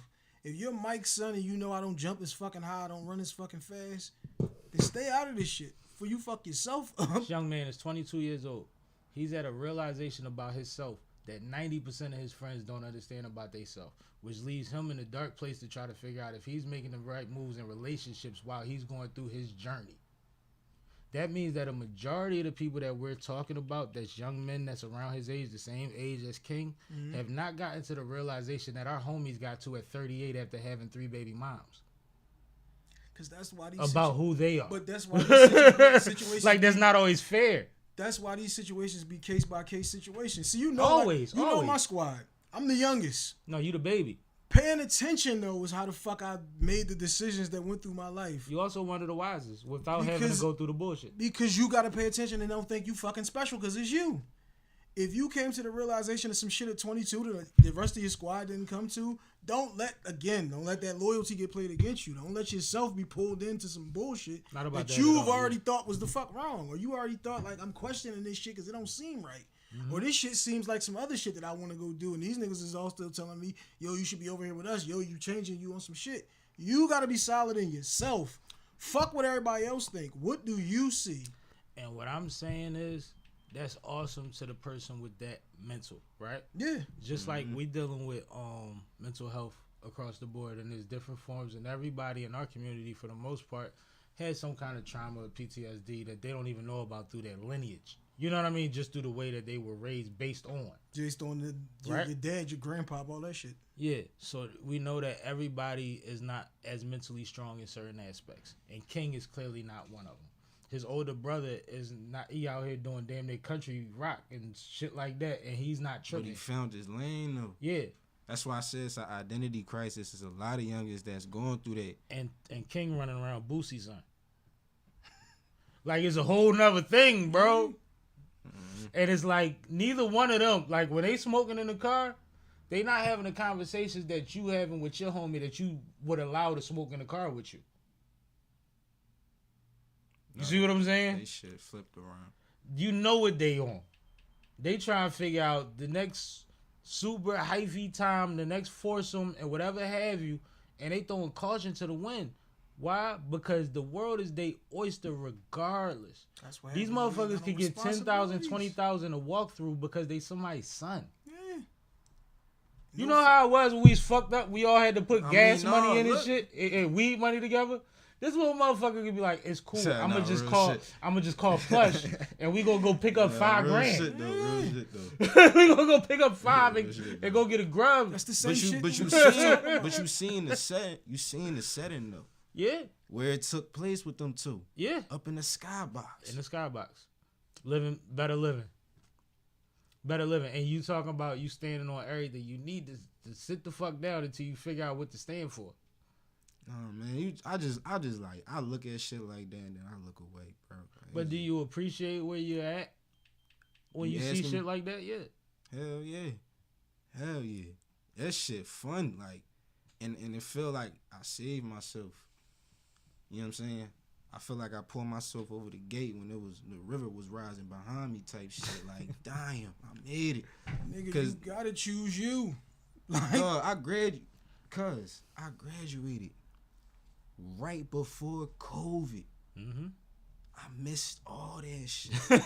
I missed all that You've been shit. beating the tide every time, is what you're saying. That's what I'm That's what he's saying. saying. Yo, that's you gotta realize this nigga an artist for real. That's another He's joint standing that's here fuck- painting. That's another joint though that's fucking like the whole situation up too. Is motherfuckers got stuck in the house and like development got fucked up. No, it's a lot of it, bro. My wife was pregnant when that shit happened. My daughter now in school with a whole fucking class of we was never outside kids. You could just see like the way that they interact with each other. Like you gotta kind of reprogram these motherfuckers. Imagine Like, the we were never outside black kids. I ain't gotta imagine it. I got one in the house right now. I'm about to explain. But no, imagine the detachment. Remember when Obama was president? And it was like our kids will always see a black president. Mm-hmm. The we was in the house black kids wasn't even born, and ever since then Obama has been a book writer. Yeah, shit. I thought like they don't even benefit in the same way from the identity as we thought it would go for a little while longer. No kid. Until everything got shut down, and now you're left to the devices of whatever your teacher could teach you in a timely fashion through a screen with 30 other motherfuckers that she's trying to keep awake. You don't even get extra lessons. You know what I mean? Like, you don't even get posters in the hallway. You don't even get downtime reading. And that's the thing. Like none of that happened. That's the thing. I ain't stepped into school in a minute. I be peeping. The schedules be different. Like, it be certain days niggas ain't got school. I'm like, you like, huh? Oh, no, niggas is out of school for something new. Bro, they about to get 4 days school days, four day school weeks, and most professionals about to get 4 day work weeks. That's what they working towards right now. They're not really teaching anyway. Me and my daughter had a conversation, my oldest daughter, about some Black history shit, and she was like, they don't teach us that in school. I'm like, because I asked her, like, I think it was like Malcolm X, and she was like, she didn't know who that was. Like, all right, sit down, so we about to watch this Netflix doc. Because, like, how you don't know this? How you don't? She's like, well, they don't teach us none of this shit. That copy. So that means we got Black history in the crib now. Because that's what the fuck I started learning, and that was in the house.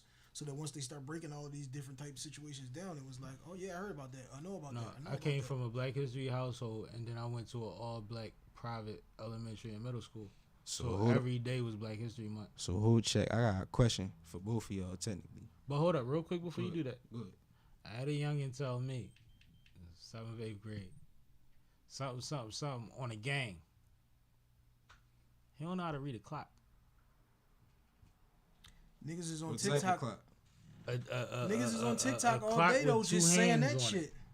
Like with the numbers. Yeah, he don't know how to read a clock, but he got the balls to say whatever he said on the gang, and you ain't got no gang. No, what he say on on the dead homies? That's what he said on the dead homies. Bro, you can't read a clock. That's scary as shit. Do you know how crazy you sound to me? They saying like that I can't even get upset. Cause you dumb as shit. You too dumb to know you dumb at that stage. I'm scared for you, not of you. Nah, like, do you understand that? Like, I'm grown. Rick. You say, yo, it's time to go to lunch, and I say the clock right there. And you look back at me. Or you walk by the phone and peek at the phone. Bro, on the dead homies? How old is he? 13. He ain't got no jack. I'm just asking. Bro, like, I'm surprised he ain't got a phone. I'm seeing 8-year-olds with their own phone. He probably do got. Well, he does have a phone. Having a phone though, still that's the digital. He does have a that's phone. That's not the joint on the wall where you. But this is the disconnect. 10 is 50. Like it don't hit you until you get to a certain age and you trying to text and send emojis or have a whatever dialogue with a established female, and you don't know how to communicate. Right now, you dealing with people that communicate the same way you do at a high hieroglyphic level. You see what I'm saying? It's based on pictures and emotions. Wait till you have to have a conversation or by text. You got a lot of niggas that don't even know how to write in cursive no more. Bro, you got a lot of teach cursive. They stopped that shit a long time ago. You got a lot of niggas that don't know how to write mentioned you in when they go live, which they don't even know why they even doing that. But they don't even know how to write that. They captions on these selfies is horrible. Shit is dangerous. I follow people. I'm sitting here trying to process what he's saying. You know how like there was a time where people used to go live on Instagram and they used to put mentioned you in because you used to get an alert all the time when somebody would mention you that said mentioned you in, right? So people was doing it. They stopped doing it, and now there's still a bunch of people that are still typing that, but they're typing mention, not mentioned. They're fucking up you in, like they don't even know why they're doing it, yo. Cause they're not fucking reading it. There's people just clicking buttons. There's people who spell their names wrong. It doesn't read the same way that they think it does. I tell my daughter that all the time. You spell shit wrong because of the way you saying it. The way you say it is not the right way to say it. That's why you ain't spelling it right. It's an E, not an A. Like, So then that lead me to the question that like, what's your thought on conspiracies then? Depends on what ones, because there's a lot of legit conspiracies, but there's a lot of conspiracies where that just it seems like it just makes people comfortable with bullshit. Like they can't answer certain questions, so they'll just rely on a conspiracy, and I think that's scary. I think life is black and white, and niggas like to get caught up in the gray areas of shit. No, like Watergate really happened. The January 6th shit, the conspiracy behind it, that shit really happened. There's people that are going to go down in history and always say that January 6th shit ain't go like that. They're blaming Trump or whoever for it, right? But at the same time, that really happened. We really watched. We really watched white people not die, like for a whole day, doing the most egregious shit we thought you could ever do in American history. As an American, true or false? Niggas is taking shit. Couple niggas check. I think. Yeah. No, that was the security More guards cops. and shit that they ran over. More cops. That lady wasn't got none of shot. them niggas That that lady ran got in shot there. when she tried to breach the floor. And then somebody, but like no, them cops died and came back to life. Couple of them died and died. Like it was bad. Some killed themselves. Lost more cops. Yeah, that wasn't. You that lost wasn't more them cops. Niggas, that was the niggas rioting in the building, like just trampling motherfuckers. They was and shit. spreading feces on the wall and all that. Yeah, bro. niggas took shits on the desk and all that. They was in savage mode. Full savage mode. And motherfuckers was getting 3 months. Look at your face when I said that. You get a parking ticket. You get 2 parking tickets, nigga. You upstate. Bro. You get caught with a donut. You upstate, nigga. It'll take me longer to figure it out. Like I had to sit and for more than 3 months. They gave me time served. Nigga took 3 months to get out of this shit. His bail was $1 million when we got him. Yeah, I don't know how them white folks got away with that shit. You know exactly how they got away with it. You know Nah. how that happened. Nah. But no, like all of this should be interesting. But we are in the country that we are in, and we gotta take what we take. But like you said, if you're not voting, don't complain. If you're not helping the neighborhood, don't complain. If you're not You can actively help the trying to do shit. neighborhood in different ways too. A bunch of them. I saw you perform at community events before. Full of kids, getting backpacks, meeting the people, getting free haircuts. You've been attached to those kind of events before. Mm-hmm. And that was 2-3 years ago. We did the book bag giveaway before too. Yeah, we did the turkey giveaways. Yeah, it's ways for you to do shit. Like, you could do shit. And the thing is, like, I love seeing so many backpack giveaways because you can actually see what kids got the backpacks. Like, you can see it in real time. You see, like, it's not such a burden as it used to be for notebooks and backpacks no more for parents that are struggling. The kids at least got that. They might have 3 backpacks. Mm-hmm. That on top of also what you do after the event over. Yeah. That's another thing, like what you doing on your own time. Well, part of having an event, and I want people to make sure that they are intentional about this, make sure that you're promoting that you are a resource and this is how people can contact you and your resources. Mm-hmm. Don't just give out the backpacks. Give them the literature. Show them the contact info. Give them all of that so that they know that we ain't just waiting until school season to do something. Let us know what we could be a part of and we might could figure something out with y'all. That's the shit that I hate that they always do with you about the holidays. The holidays. First of all, y'all just mean Christmas. Let's just say that. Y'all don't give a fuck about Kwanzaa or Hanukkah. But why the fuck y'all be gung-ho to help a nigga right now when a nigga's still gonna be broke in March and still need a hand? Well, Niggas still gonna need a meal in April. Like, I know part of it comes from there's certain people that say like I remember having Christmases and not having nothing to look forward to. So at least if I can give as many kids something on that day, whatever, that does something. You know what I mean? For the people that care about it. Like, these are kids still.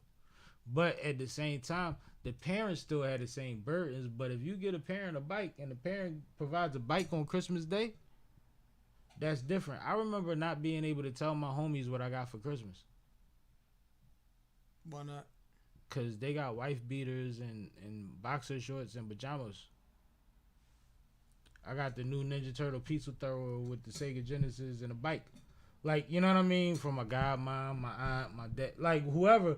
But it got weird talk. See, like I had a homie that got a poster for Christmas. He got a Shaq poster. Shaq was my guy back in the day. Got a Shaq poster. Nothing wrong with it. But he don't want to hit my list. Don't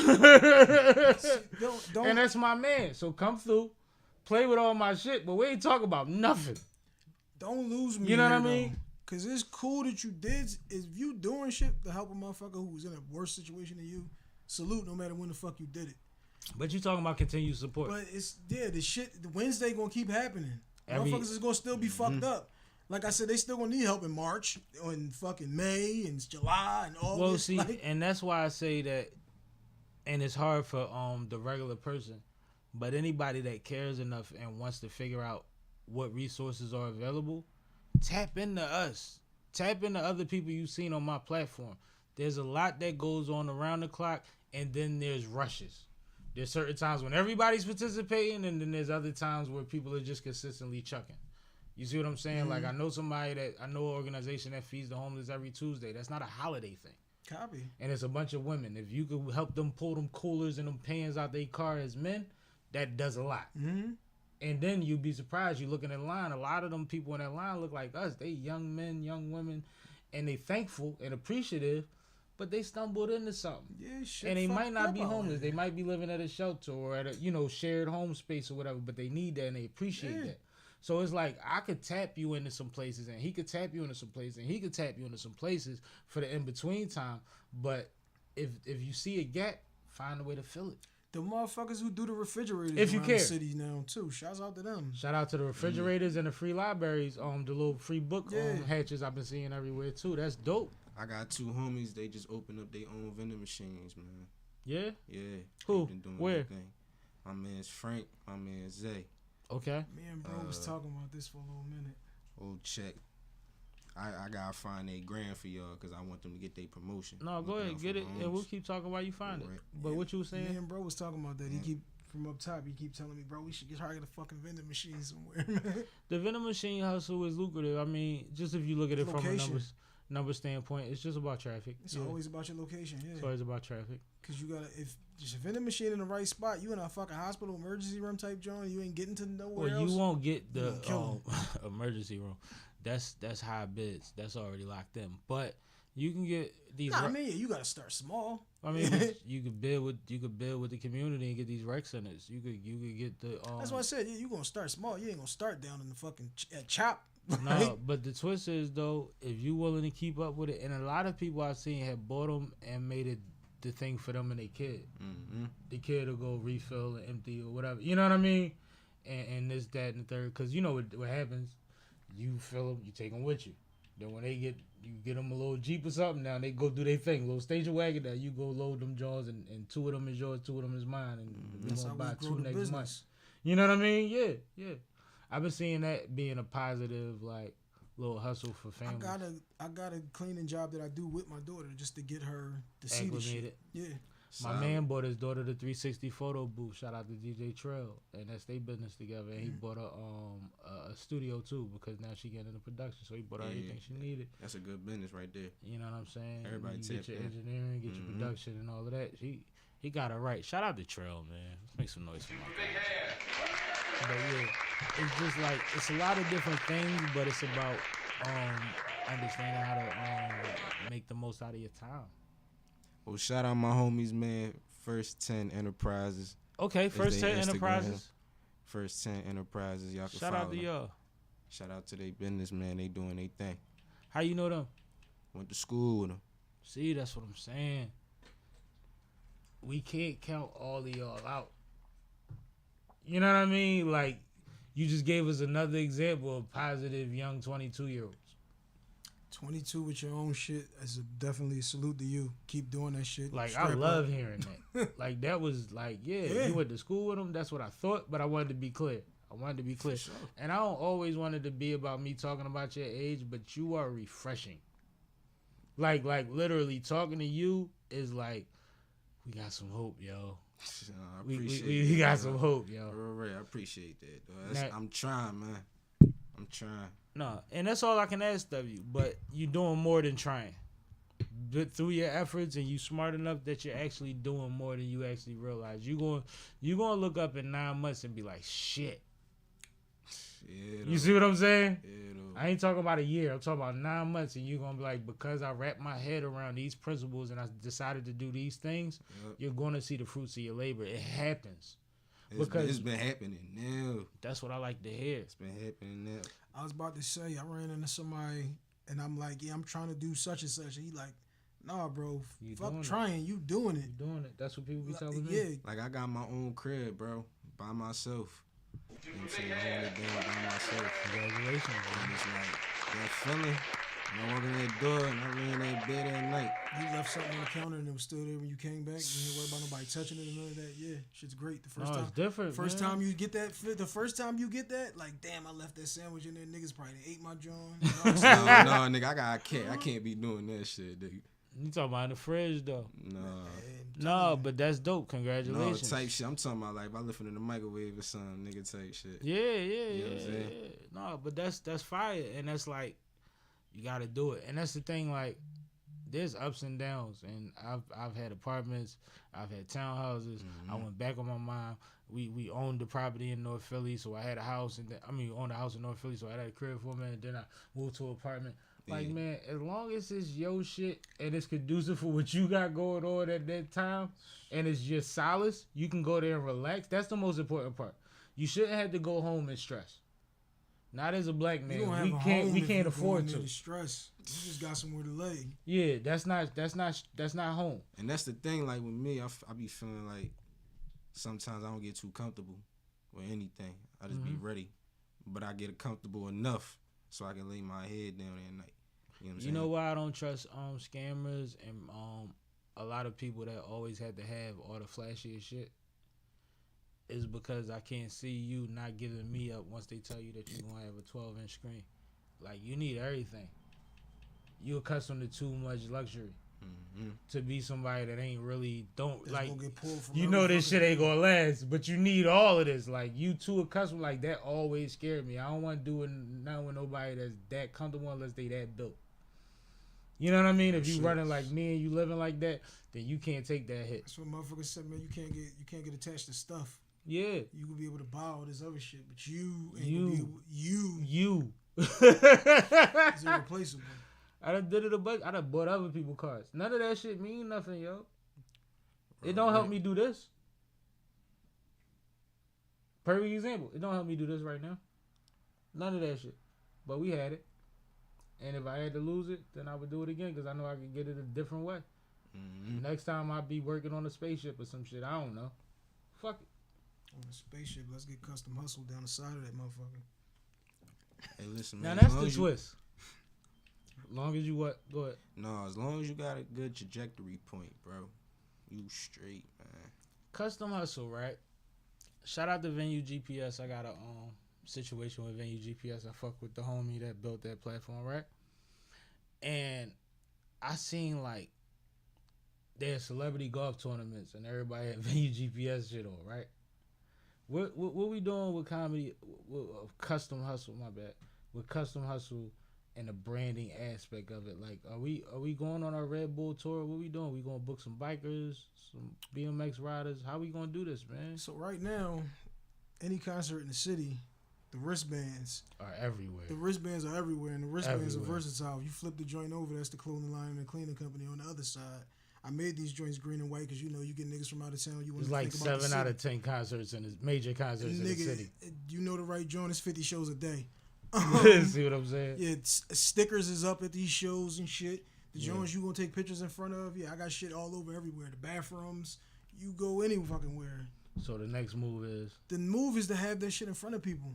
I did one show. By any means? I did one show. I'm not an easily impressed kind of nigga. So I do one show.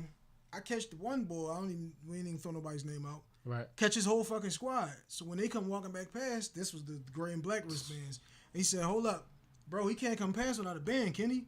Because he like, everybody else got the bands. Why the fuck he ain't got no band? I said, because that nigga didn't walk over here and y'all did. I ain't chasing the nigga. And he said, nah, come on, bro. You got to go get a band. Like, what you doing? That's crazy. That's the type of marketing and the promotion is you physically being there. I need that shit on the NASCAR. You's a walking fucking I need that shit on the NASCAR. That's why I tell niggas every time you see me, nigga, I own all of the shit that I got on. Because anytime you see me, you going to look at me and say... Nigga just told me he waiting on the socks right now. I'm saying socks, hats. I'm saying No, they not done yet. that's important right there. Like I tell niggas all the time, you gotta make sure that whatever you pitching, they see it everywhere. Everywhere. Well, It's on me. It's on my home screen. It's in my car. That's what I meant to ask you about earlier. You sent me visuals yesterday. You was like, I've been meaning to send this to you. Shit. And you got it? Can we pull it up real quick? That's cool. We can play it. You ain't gonna flag us? Nah, y'all straight. Y'all straight. All right. Well, Trailer. if you get the email, make sure you clear it. Yeah, he got the NFL socks. He got the NBA NFL joint. Yeah, let's introduce this real quick. That's solid. SIS. Set in stone. All right, let's It's get the into next that. drop. Hold on. We gonna get it right. This was on the spot. I kind of put my producer on the spot, but I'm looking at the visuals and I'm like, I'm all in on the low. But the message was kind of like, it reminded me of the last time you was through it. Mm-hmm. You see what I'm saying? Yeah. And I'm like, all right, he did it without making it corny. I love that. I'm gonna keep it G with you, cause like I always say, niggas always want to tell you about why they coming back or what happened when they was going. Nigga, make me give a fuck first. Give me some fire. Shit. You know what I mean? Real shit. So I appreciate the fact that you found balance in how to like represent the situation. I thought that was dope. Cause if it was extra, I would have been like, nigga. Yeah, you would have told me. I respect that. Once again, what is it? SIS, Set in Stone. It's the next single I got coming. Now you get. I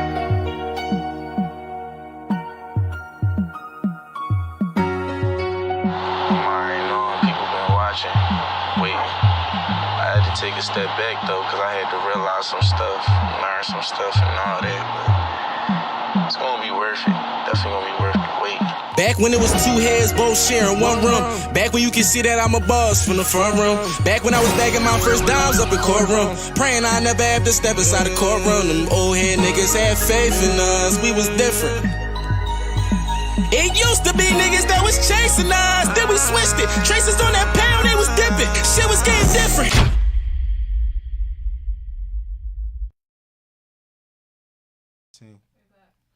So Been a little bit over 7-8 years. So like you said, that's the next pup. The end say is coming soon. When is soon? Right now, the vid done. I'm just waiting for it. What is this is a single? Yes, sir. Is this part of a project? Yes, sir. What we talking about, man? What we going? Cause you going through a lot of different energies. So I'm imagining we about to get a lot of that on here. Like what's the vibes? Nah, y'all ain't getting a lot, but y'all gonna get a spoonful. What's the vibes? The vibes is gonna be an introduction, cause I've been gone for a little minute, and I still got some introducing to do. So that's how I gotta come off. But then, So you treating it like you brand new, but still with your knowledge of being a veteran. I mean, you gotta live life I in order to have something to talk about. You dig me? Absolutely. So it's like, that's what that was. So now it's like, oh, all right. Because there's still people out there that's like, yo, who you? Some people know me, but they know me from other things. And that's what's going to attract the fan base. It's going to be like, yeah. I remember we was sitting down talking about this. I felt that. I'm rooting for you type shit. Are we leaning into melodies more than before? Are we telling more of ourselves than we did before? Are we, because your vibe and your energy is changed. I heard that. So if that's what we using as the poster, what's the nuance that wasn't there before that you think you've been able to accomplish or learn that you displaying? Language. I like that. I like language. Communication is the whole thing, but explain that. Break that down. Language, like, in terms of what I'm talking about, but also how I'm giving it to you. So it's gonna be stuff that you heard before that's like, I'm not hearing this shit right now. This is something else. Where did this come from? Right. Oh, this came from the last drum. Okay. I remember that. He implemented some of that in there. You dig me? Right. So you gonna hear some of that shit. Then you might hear, oh shit, this nigga trying to stick with the young boys. He got the little hit tip. Okay. shit, Yeah, I fuck can't with do it. none of them dances. They try to can't. teach me too. Shout out to Philly. Listen, Ghost. I'm trying to get there, bro. I'm trying. I'm actually trying to get there. I No went weird viral shit. with them about 5 times. They couldn't teach me shit though. Who your musical influence? Oh man, that's a long list. But I can't really answer that. I'm gonna be honest with you because it's so many. Don't ride the fence. Give me at least 2, 3, something. Shit. You said it's so many. Yeah. I throw beans out there, Love the first answer. and You then know, he's South Philly to death. young Chris, Oh, then you perfect. honestly, like Because them Chris two. one of my top 4 versatile niggas in our era in the city. And that list is crazy for real when you The really streets, think about it. they love me. Because Good, it's Gunna, it's vodka, it's crack. And I'm forgetting my 4th one. But like the list of versatility in that era is very short when you start talking about them niggas. Mhm. Versatility. My bad. I said versatility. We had, You ain't even correct me, huh? we had so. I mean, I was gonna let you rock. I'm not gonna correct you on your own platform. Nah, man, we brothers, man. Don't do me like that. Correct me. Don't let me sound crazy. Duh. The problem To we go be be having brothers. though, bro, is just like it's so many people that we got that's had that ability. We just don't got the right mindset. It as far as depends. the As a business. city. Yes. Did you watch the Roscoe episode I had? Roscoe P. Coltrane? Mm-mm. The first thing I asked him was, where the fuck do you get your intelligence from? Because you don't strike me as somebody that graduated.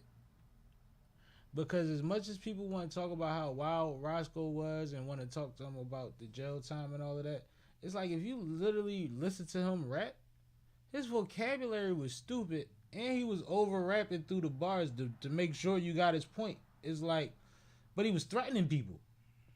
And he was getting chased through all the videos. And Pharrell was in North Philly on a Rolls Royce or a Bentley. It's like, and it was like, where does that come from? Like, I think a lot of that shit gets missed. Like the Genius and the Nori. Remember Nori snapping and saying, yo, y'all always say I can't rap, but all your favorite rappers rewrite their verse after me? Nori, And he named niggas? Nah, I ain't see that, John. Nah, this is why I was 02, 01. yeah, again, I we gotta established. do my Yeah, research on that one. No, it's a real thing. He named everybody. I think he named Nas too. He named everybody because he used to do shit with Nas all the time. I swear, like, man, I just wish we had that type of the business mindset to go with all of the fucking talent in the world. Just like you said, if folks was down in fucking Charlotte and he's doing all this shit, motherfuckers just be acting like we gotta stay here with the shit You don't. and be scared of the moment, scared of growing your situation. It's Nah, I be saying With it. all of the ability though to do this shit. Niggas will fuck around. Niggas will fuck around. I be trying to head somewhere that's like 45 minutes away, 50 minutes away. Maybe. Niggas won't go. Niggas They be acting like, like, yeah, that shit too far. yeah, that shit Bro, too far. Nigga too far from white. I grew up in Exactly. Mount Airy. My West Philly niggas used to act like I was asking them to drive to DC. They was like, bro, that shit far as shit. I'm like, what? Especially if It's you, money up here. If you looking to accomplish some shit and the motherfucker tell you that shit is 2 hours away, the worst thing you gonna do is go in that motherfucker and make a connection with another motherfucker. Again, like we stated earlier, you might got one motherfucker in that room who I don't know and don't know me. And let's at least leave out of here going, oh yeah, the boy such and such was whatever the situation is. Like the motherfuckers would be so stuck with this like we can't fucking grow out of it mentality no matter what the fuck we be doing in the city. Niggas be acting like they just gotta do it here. It's the dichotomy of being from a small, thorough city. Like, we're so close to New York that we've always kind of been able to compare ourselves to them. And in a lot of street and hip-hop waves, we've always been able to say that we were equal or better to them. Yeah. That is enough for a nigga that's scared to go outside his comfort zone to rely on the city. Gotta get To out your just be comfort like, zone. but I'm in Philly already. Why I gotta go to, like, enough, and that's ignorance, but it's a real thing. If you was from the middle of fucking nowhere trying to get put on the map, you know you gotta go to Atlanta for 3 years and tap in. You know you gotta go to Memphis. You know you gotta, you see what I'm saying? See, Philly one of the major cities. But we ain't got none of the infrastructure. But of we the don't got industry. that infrastructure. We don't have yeah. any of the infrastructure. Cause I tell We got the yo, studios. if We don't have go none of the out- buildings. That You go episode's outside coming the soon. city, That was bro. 127. That one's coming soon in a couple weeks. And the whole tri-state comes here to get the sauce. If you go And outside, then some. That's you what go I'm saying, outside like the the New York state, bro, shit. and you tell niggas where you from, and you Go say crazy. this city, that shit enough to get you in the door right there. Bro, I went to college and we college hopped. I know what that's about, and I've Nigga, traveled. I I've did been a on a meet lot and of greet in vacations. I Dallas. have never been anywhere. How'd that go? I did a meet and greet in Dallas because the chick I knew from down there was throwing a fucking meet and greet. I said, yo, what's up with this joint? She said, if y'all gonna come down here, we'll put y'all on the headline. One, because it's y'all, and two, because y'all from out of the fucking city. Y'all did Vegas too, right? Vegas got hit with the Oh, shutdown. it got hit with the COVID Yeah. shit. Damn. We had Vegas They and was Miami. supposed to have a We joint had at Vegas and Miami lined up The that biggest year. podcasting joint was about to be in Vegas. They had a stage. Shit. We had a Bro, I don't be capping. He do his thing, bro. Shouts out to Paco. That was He do his thing, bro. Free weekend. That shit was in Vegas. It was like podcasts from across the fucking country. You people quiet, man. No, But yeah, that motherfucker. 200 plus podcasts or some shit. It was like a convention type joint, and it was gonna be like, we got a concert this day, the pool parties this day, we got a convention this day. Like, oh yeah, we had a whole bunch of shit going like on. everybody was gonna be there, and they had stage. No, shouts out to my man Belly the Great. While we mentioning this shit, that nigga took himself off the show to put us on the show. Like that's crazy, bro. He I was called gonna the go nigga- out there. That's he called when the he nigga said the and said- COVID shop. Like that's right, because He I was ca- supposed to just go just to Nigga, go. I'm still sorry about the $20 $800 he charged me for my flight. Never got my bread back. 2020 type shit. Yeah, Yeah, I was We gonna had Vegas- fly we out had just Vegas- to kick it with them. Vegas and Miami. I When we had go both to of them the, joints I'm lined trying to up. think. How long ago was that? That was a minute ago, probably like 3 years ago. I got the clip in there, in the trailer though. Yeah, When Hayes was on stage with me and shit, we was there. I got some Go get his Atlanta promotion. They did. I got some Okay, I Atlanta know shit Go we can Get It, talk yeah. about off mic. But that was a minute ago though. But even down there, just tapping in, telling niggas, bro, we was in the Uber for 2 hours. Bro. niggas going to South by Southwest this year. It's in March, right? Yeah, South by Southwest. Who the fuck was just I talking talked to a about few different people about what they gonna do, I been and hearing about that. whatever, niggas need to figure something out soon. But I think that's the move. I ain't been down there in a year. We supposed to go was the shit when everything got shut That's what I down. said, bro. I had Vegas and Miami lined up that year. Oh, we was going to trash. What's the name when COVID hit that year? What you Oh talking my God, everything was lined up, bro. I was, this. I had 3 platforms or 2 at the Nigga, time. you we was remember- about to act I crazy. don't know out if you remember this.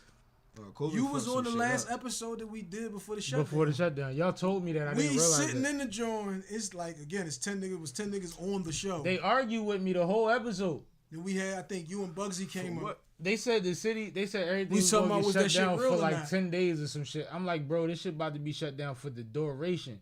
They are easing y'all into it. Niggas was like, this ain't like, bro. I argued the whole podcast by myself Nah, nigga, against it's like, them.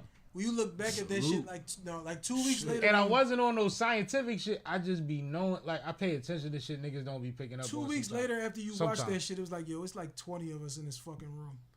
Like, This you is don't know- crazy. Your shit looks crazy. This is crazy. This shit looks. We was going to markets and it was feeling like you was in RoboCop or Terminator. Like, yo, I sneezed in the supermarket and this girl, this That black shit like a John looked at gunshot. me so fucking crazy, yo. I ain't never felt like that, dog.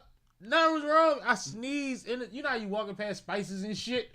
Like regular supermarket sneeze, Joe? I told you, nigga, my wife. Bro, was, she looked at me like I tried to kill her. my wife was I was pregnant like, when all that shit. shit happened, nigga. I would have been on your ass. You sneezed in the motherfucker. Bro. And mind you, I'm masked up and I'm not a rebel. he talking Like, about me. cause I just don't want to be bothered. Even I had different emotions at different times about how I felt about it. But I wore a mask just so motherfuckers would let me do my thing and won't worry about me. When I sneeze, this motherfucker act like I pulled the chop out, yo. I'm like, this is crazy. You might as well. I mean, no, that's what it was. It's shit No, like a shit gunshot. was dog. real. I learned. I told myself at the beginning of that shit, you going to really learn patience now. You've been saying it for a long time. No, that's big. You gotta learn patience because now everybody's on edge and Glad you one of know them. that. I'm glad you said Don't that. play yourself. No, niggas gotta learn patience. Motherfuckers impatient. I'm including myself in there. I'm a crazy impatient I'm driver. very impatient. Oh, I'm including myself in there. I will include my dog. road rage is real. Dog, it was just flooded. You know what I'm saying? You was in On your a bag. block that ain't no water near there. No water near there. I ain't gonna say the block, but it's like I'm driving down this joint. I'm like, damn, bro, it's row homes on top of. Where all this water coming from? Set up. Why my shit about to turn into a boat? You're right. So I'm like, nah, like type.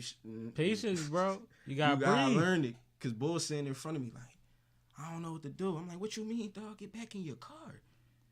Nigga had trunks in his trunk. He was trying to let you know he's about to cup it the fuck up out there. But now you start getting aggy though. Cause it's like, yo, make a move so I can make a move. You see what I'm saying? I mean, dog, road race starts so light, yo. I had a situation I where drive somebody by the you passed got it out in front of me, policies. bro. Like in their car. So I ain't really know how to handle that. That's crazy. You know what I'm saying? Like 1 second they was awake, the next second they out. I seen somebody shoot across the lane, and nigga in the passenger seat, I'm in the back, nigga in the passenger seat like, yo, he was asleep. And then he go off the highway, right into the trees. I can only What type assume. shit was he on? Probably high as shit. I can only assume that if he survived, he ain't comfortable. Yeah, that suck. You see what I'm saying? Like, Cars bro, be- that shit be crazy. You cars don't know be made out who of, in like, front of you, fucking dog. paper. You don't know who on the road with Yo, you. them cars, nigga, them cars delicate as Cars shit, hit a bro. fucking cars hit anything and them Jones full instantly. I ain't gonna lie. Oh, nowadays? I smacked out something crazy. My dad had a 78 DeVille, 77, 78 DeVille. I know real metal, still big body cars. These new Joneses, you get a Paper. pickup truck that fold. Them Jones paper mache. I smacked out something. I'm like, I got mad at it. I'm like, nigga, come on. Like, that shit wasn't even supposed to be up. That was light. You That done was gave light, up. like, You I'm done gave starting- up on me. I'm yelling at the wheel and shit. I'm like, no, that shit light, nigga. Nah, I definitely took that time to learn myself some patience. Anything else? Oh, Easy versus John John. Y'all don't watch battle rap? I ain't watched that joint. I just been seeing clips. They just been showing the same ones though. Yeah, cause I turned this chatty patty into What'd he a chopped into a cheese. chopped cheese. Yeah, that's funny. That is the clip. But I actually, Kay, you got your mic over there? No. All right, so Kay can't get no What Easy feedback. say was like, I'm at the he said, I'm at the Cheesecake Factory. Or some Oh, shit like that. oh! This bitch don't want to get out the whip. Yeah. Bitch don't want to get out the well. Yeah, that was a good current event flip. He killed that. The twist, like, shout out to C Cash. Cash hit me last night, like, you ain't see it yet? He made sure I saw it. We ain't gonna get into that. So I watched it last night before. That's the last thing I watched before I went to bed because I knew I had to go to work this morning. And it was interesting because because I'm trying to let her set herself up. But for those that don't know, Easy the Block Captain from Philly. John had died from New York and Atlanta. Are you from both? Wait, how does it? Cause he's from New York, but he moved to Atlanta and started a battle league in Atlanta. And he's been in Atlanta for quite a while now. So it's like a lot of people that might be new battle rap fans, because that's the thing every 3 years with battle rap. They might only know John for being in Atlanta. They don't realize he's from New York. So that's like DJ Drama. Niggas don't know he from Philly. Kinda, yeah. It's very similar. Crazy. And that's a great example. That's very similar. So it's one of those type of situations. But John has a league called Bullpen Battle League, and Easy has a league called The Trenches. They decided to do something that we've been asking battle leagues to do forever, but most of the major battle leagues have been beefing. URL, RBE, King of the Dot, none of them get along, right? But the Bullpen went versus The Trenches. Gotta be. That's some dope shit. Put your best five up against my best, whatever. Stand on business shit, nigga. This is business. Fuck all the personal dumb shit that gets in the way of the business. I don't have to like you personally to get money with you. And this ain't the first event like this, but there's been a couple this year. I mean, these last couple years, but they haven't involved the big leagues like we want them to. Yeah, you gotta separate that personal mindset from that business mindset. Business Well, I think that business is never personal. It's just always business. At some point, battle rap leagues, that name, battle rap league, got the business confused. Because ultimately, these league owners are just promoters. So you putting extras on it and you trying to lock people into shit that they don't necessarily shouldn't be locked into because you're actually just a promoter. And if you can't promote that they could get X amount of dollars by the end of the year, then somebody else should be able to give it to them. Mm-hmm. You see what I'm saying? That's where a lot of the confusion comes in at. And then they start backbiting each other because they start poaching each other's talent. Just to give people background that's not familiar with why the leagues don't fuck with each other. They'll poach each other's talent. You'll book him for a battle next week, right? I'll find out about it and tell him, what he gave you, 10 grand? I give you 15 not to do it. Now you have a nigga that's showing up that wants his money that doesn't have an opponent to battle against. And this happens over and over and over again to the point that it's affected entire events. That's what I'm saying. So you fucking up. Y'all fucking up. You're your fucking up. business. I'm about to say, But y'all fucking up your it's own from. business. It's like You eating yourself. you know when you get people in a position that come from the streets to business and they don't realize business ain't the streets. Mm-hmm. And then But niggas don't live by that code. but they want no. That's why it's falling apart right now as we speak. Things are starting to settle now.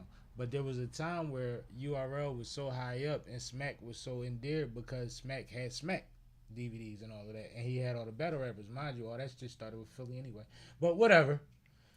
It was all Philly niggas in them vans first, right? Listen. They don't want to talk about it. I was just watching the Joey Jihad joint the other day. They don't want to talk he about felt it. like Niggas used to fuck them Jones up back in the day. they started using the business as if they cornered the market and anybody else that infringed owed them something. So then there gets other people that start doing business according to how you do business or in reaction to how you do business, right? So it's a lot of friction at the top. So this is an event where we finally get to see two reputable leagues, the Bullpen, which John has done a great job with, and the Trenches, which Easy recently started, but they've been having great events, come together in Philly, which is basically like the South versus Philly. You know what I'm saying? Mm-hmm. And they had, I think, 8 or 9 battles. One of them didn't happen that night. I seen Bill Collector was there. Bill wigged out, but he had a great battle against Bad News. Him and Bad News was going crazy, bro. Bill one of them, though. Like, I don't give a fuck. Motherfuckers is always going to joke about that. I got the burner line about when he got knocked out. Bill is scary. Dog, did niggas really watch that Bill versus Hitman fight? That was a rumble. Which fight? The first one they had. But see, in the first one, No. I'm when it first metaphorically happened, speaking. I'm about to say, when it first started, oh, you talking about the battle? Battle, yeah, it was a Oh, rumble. no, it was a great battle. My fault. I know you can't. No, it was a great battle. And I've been drinking. It was a great battle, but he told the nigga, if you was such and such, I'd have fucking bribed you and da-da-da-da-da. And Show Off ain't like that shit. Show Out. What you been drinking? What I've been, What you been sipping? well, actually, What You Sipping IPA available now. Sipping with Sammy Brewing. You know what I'm saying? Damn Near Wills is a black IPA I have out. Also, what's the name of the lager? La La Lager is also available. We got a few things, a few flavors on the situation, but that's what's going on. Mm-hmm. So all of that to say, this event was a culmination of something that we've been wanting to see for a while, and Easy and John, even though they've been having a lot of back and forth since John Battle Surf, they decided to bring their leagues together and do some dope shit in Philly, right? That's respectable, right? Mm-hmm. John came up. Easy told John, even though we half and half on the business, you get comfortable, I'm going to run the whole day. I got us. And according to John and Easy, that happened. So salute to them for that because that's just good business. You know, I ain't saying anybody. I seen a couple 30s. I seen a couple, but it was more than 20 wins out there. Yeah, it was a good day. And on some real shit, I think before Easy and John battled, Bullpen was up 4-3. Actually. But I mean that joint with Bill and Hitman though, bro, like he accepted that shit. That's why niggas was fucking with it. Yeah. He wasn't trying to get over on it. Like, nigga, if I would have did this would have never. Like, he was like, all right, yo, you did that right. Right. No. He said what he said. Not. Yep. I say, like, but you know, like, Bill is very intelligent, and it's not. I'm not saying that he's book dumb, but it's not book smarts. He just gets shit. Like he's a sponge. Like common sense. Like he just gets shit. So when it comes to approach, that's where Bill always gets you because he's a chameleon. You never know if he's gonna joke with you, if he's gonna act aggressive towards you, if he's gonna be on bullshit with you. You never know. Because he can do any one of those things at any given time because of what he feels about you at the time. Not because of what he thinks will beat you, but just how he feels. What you think on That's a superpower. What you think gonna happen with Surf touchdown? Who you think you gonna battle? Who do you think is the ideal first battle back home for Surf? And who do you think is the ideal best battle fresh home for Surf that will take it? Because a lot of niggas already said, no way I'm going to be his first battle back home. And Surf will be home within the next 2 years, I think. Year and a half, probably. Before the John battle, I would have said Easy. Before the John battle, though. When I seen that, I'm like, all right. Who can I really line up with, cuz? You want me to tell you mine? Good. Ever since, leading up into the John battle, and these last couple of days since the John battle, Easy and Tay Rock has been going through it in a real way, right? Mm-hmm. And they both gun titles, right? Easy needs, and he said he doesn't want to. He said Tay Rock pussy. He said fuck Tay Rock. He said fuck my sister, Lady Caution. He went on a whole rampage, but he also is selling a fight too, whether he knows it or not, right? So if he gets Tay Rock within the next 6 to 12 months, it'll be perfect for Easy to get Surf on a homecoming. I think that'll set up that battle perfectly, especially if he beats Tay Rock. All right, I can see that. I think that would be I think best case scenario, like as somebody that promotes shit that want to sell some shit. For me, that would be the best scenario. No, you just for us to get him to battle Tay Rock at some point, regardless of the suck my dicks and fuck you and your mothers that's going on. Yeah. Get a bag big enough that neither one don't want to lose their back in, right? Just keep saying it's business, and then say, actually, win or loss at that point. That's right. Surf need to challenge Easy when he come. Man, that's the wrestling aspect of the shit. If we gonna build it up, that's all it is. Yeah. But when you add mafia street shit to wrestling, and you don't know how to run business, it starts looking like all street shit. Yeah. You have to make it look like wrestling. Yeah. That's the problem with battle rap. But Kay, your input. My input on Easy versus John. Whatever part of what we said so far, because we're gonna get into the battle in a second. So, as far as the build up, what they did, the whole entirety of the event, how did you feel about what's been accomplished or what they was doing? I thought the event itself was great. I thought it was a good look. I thought it was dope that they came together and ran it 50-50. That's awesome.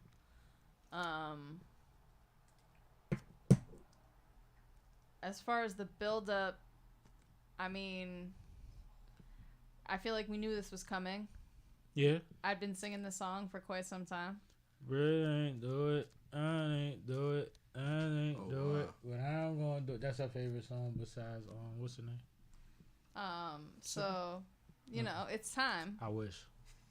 And I mean, I gotta watch the battle again because I wasn't paying close enough attention to it the first time. But I will say that even in watching the media reactions to it, it's interesting to see even the battles that the rounds that they call are clear, are debated amongst different media people. Like some people are saying that the first was clear. Some people are saying that the second was clear. They're saying the first was clear one way, the first was clear the other way. Yeah, the clear is not even clear. Like, it's 50-50 on the... He clearly got the second round. Like, that's 50-50. He clearly got the third round. 50-50. Like, it's weird. Like, even after watching the battle, and I talked to Kay about it, and she was like, how'd you feel about it? And I was like, I feel like it's debatable. And I'm a Philly nigga. Mm-hmm. So imagine if I'm a nigga that don't like Easy at all. Can't be biased though. Then I'm giving it no, but in battle rap, if it's debatable, and I give you the other caveat that people have been pointing out too. John was in Philly against the biggest nigga in Philly. If it's debatable, it's quite easy to say he won because if it was anywhere else, he would have slipped. Probably, possibly. Right? Don't go to the runner. Copy. You see what I'm saying? Now we also know in order to be the champ, you got to beat the champ. That's boxing mentality, right? Mm-hmm. So that's still a thing too. But when you start talking about in battle rap, traveling to a hostile environment, in boxing, we both going to Vegas. Mm-hmm. Ain't no home field. We both going to Chicago. And you from fucking Zimbabwe. Mm-hmm. You had the harder track and you gonna fight harder than me. You see what I'm saying? It's not the same in battle rap because no matter how much the audience is booing you in a ring, you still fighting. They boo you while you rapping. You can't say nothing until they stop. You just gotta fight through that shit, yeah. See what I'm saying? So that's kind of the advantage that people have been giving John, but I think it was a good rumble. I think that right before the battle, John exposed the audio, which is what I was about to say earlier, of Easy talking about the fight with Papoose. So what happens is Remy has a battle league. Easy is one of her artists that she manages. At one of her events in New York, the rumor was that backstage, Papoose knocked Easy out over Remy. The material that has been used in his last couple battles and the things that the bloggers have been talking about is, one, did Remy cheat on Papoose with Easy, the block captain? She cheated on a nigga that held her down for 9 years in prison with Easy, the block captain. She cheated on. It went viral. Tasha K brought it up. Breakfast Club, everybody. Joe Budden, everybody talked about it, right? She went on press runs with Easy, but the thing that I said, and shout out to Touch Money Nah, shout out to C Cash, shout out to Jers, because I know a lot of battle people and a lot of people involved in that situation. I watched her put him on Fox 5 one time, and they was interviewing her and him on Fox 5, and they started off talking to her because she the big trophy, like, well, we got Remy. But then when they directed the energy to him and he started talking, she gave him one of them looks, yo. And you hate to jump out the window, but I was like, that was interesting. And then right after that was when they got caught. Which gun? On the shut the fuck up or on the... like this nigga, like it was. You know how like we from Philly, bro. It'd be different. That's like, why I said what was the look? Because the it look was could be 50 no. different It was joints. one of them looks that was like if she's not fucking him, she wants to. Copy. Okay. And they were on the news. Like this clip is still available. I can pull it up to you. And then the next week they said up here with Yuki on some bullshit. The next week they was like caught in a booth in a restaurant somewhere, and I was like, well, that's light, but that coupled with what I saw, I already was thinking something. And then the fight happened. Felt it. Yeah, cause I'm a bro. I might not never like my homies have has always had to tell me like, bro, she on your dick, you don't even peep it. Like I'll be late, but for you, I be on time or early. Right up on the like I be Cause for me, I'll give myself a bunch of excuses. Maybe insecurity. I'll be like, shame. But for you, I'll be like, nigga, you ain't paying. Nigga. And that's how I felt. But go ahead. But it's like, shorty, you couldn't hold that in. So what happens is play your part. They did whatever they did, and at some point, there's audio of Easy talking to somebody that he trusts, and he's going off. Yeah, the nigga had 2 clear shots on me. I ain't bleeding. I ain't knocked out. None of that shit. What I expect, though, I went to New York. He knew I was fucking with his bitch. I should have expected that shit anyway. But what's the worst that could happen? Either way, I'm lit. Even if they get back together. I got 2 years of, like, running it up. Like he's saying shit like this on a clip that John drops the day of the battle. So John didn't talk about it as much as you would think he did, but he set the doubt in people's head about this nigga being a real nigga and a thorough nigga. Because part of what Geechee said when he battled Easy was, you let this nigga hit? You should have gave me the pussy. I wouldn't have said nothing. Remember that? Because it's about who you are. That alpha male shit. Like, he not even one of them. But how niggas get audio of that shit? Whoever he was trusting at the time, which is why you protecting your bases at this time, wasn't trustworthy. Because he didn't record it. Right? That's what I'm saying, dog. Like, I don't know, man. Maybe I'm just different, but it's like, I don't come from that, bro. Like, I give Easy credit because he really didn't address it. He did what's called a pre-battle, where he, like, wrote a line or two before he started his first round, where he was like something to the effect of, niggas always want to talk about what's recorded, but don't ever want to talk about who recording this shit. And then he got into his round, which was the smartest thing to do, was not to dwell on it. But that's weird, yo. I mean, that's what I'm saying. Like, the whole situation. All of that is weird, yo. The whole situation, for real. My homies I'm talking to, and we having a real conversation, and you just gonna go, yeah. But you never know until they do it. Niggas, women have been doing it. We just saw the Joe Smith situation. Now she damn near sucking camera on dick. I don't know. But, you know. He's out of pocket, yo. Nah, shout out to Easy, but nah, I just wasn't agreeing with that move, bro. No, but Easy ain't do it. John did it to Easy, so it's not on him. Nah, I ain't talking about the whole John thing. I'm just talking about what he said. Yeah, like that was wild. Like, I feel like you could have kept that. Bro, hold that. Hold that shit. Hold bro. that. Yo, we good. Let's get to this money. Hold that. Let's get back to these payments, nigga. Like I stated, it's business. It's never personal. But there's still a flip side to that, right? Cause that shit viral, bro. So you know it's hot. What was proven through that situation was no matter how big we think battle rap is getting and how much money they getting, the mainstream don't give a fuck until somebody mainstream name is attached to it. He got more opportunity. I'm sure they probably trying to get Easy on Love and Hip Hop right now. Name another battle rapper. I'll wait. That'll be on Love and Hip Hop. You know Mona. And you know at least he'll wind up on Wildin' Out.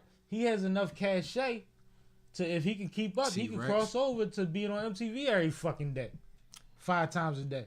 Like I don't think people understand. Like even being in the middle of that messy situation catapults a battle rapper beyond what we seen battle rappers be. But like you said, he said though in the drawing, I'm lit either way. Like I won. But to say that is messy. That's weird. If you a real nigga, it's like, no, that's my little bitch. Like. Maybe that wasn't his little bitch. But if you want some shit, it's like, well, I mean, like you that heated that he hit you, that you can't even keep it thorough enough that you saying shit that if she hears it, doesn't make you sound like you in it for a TMZ moment.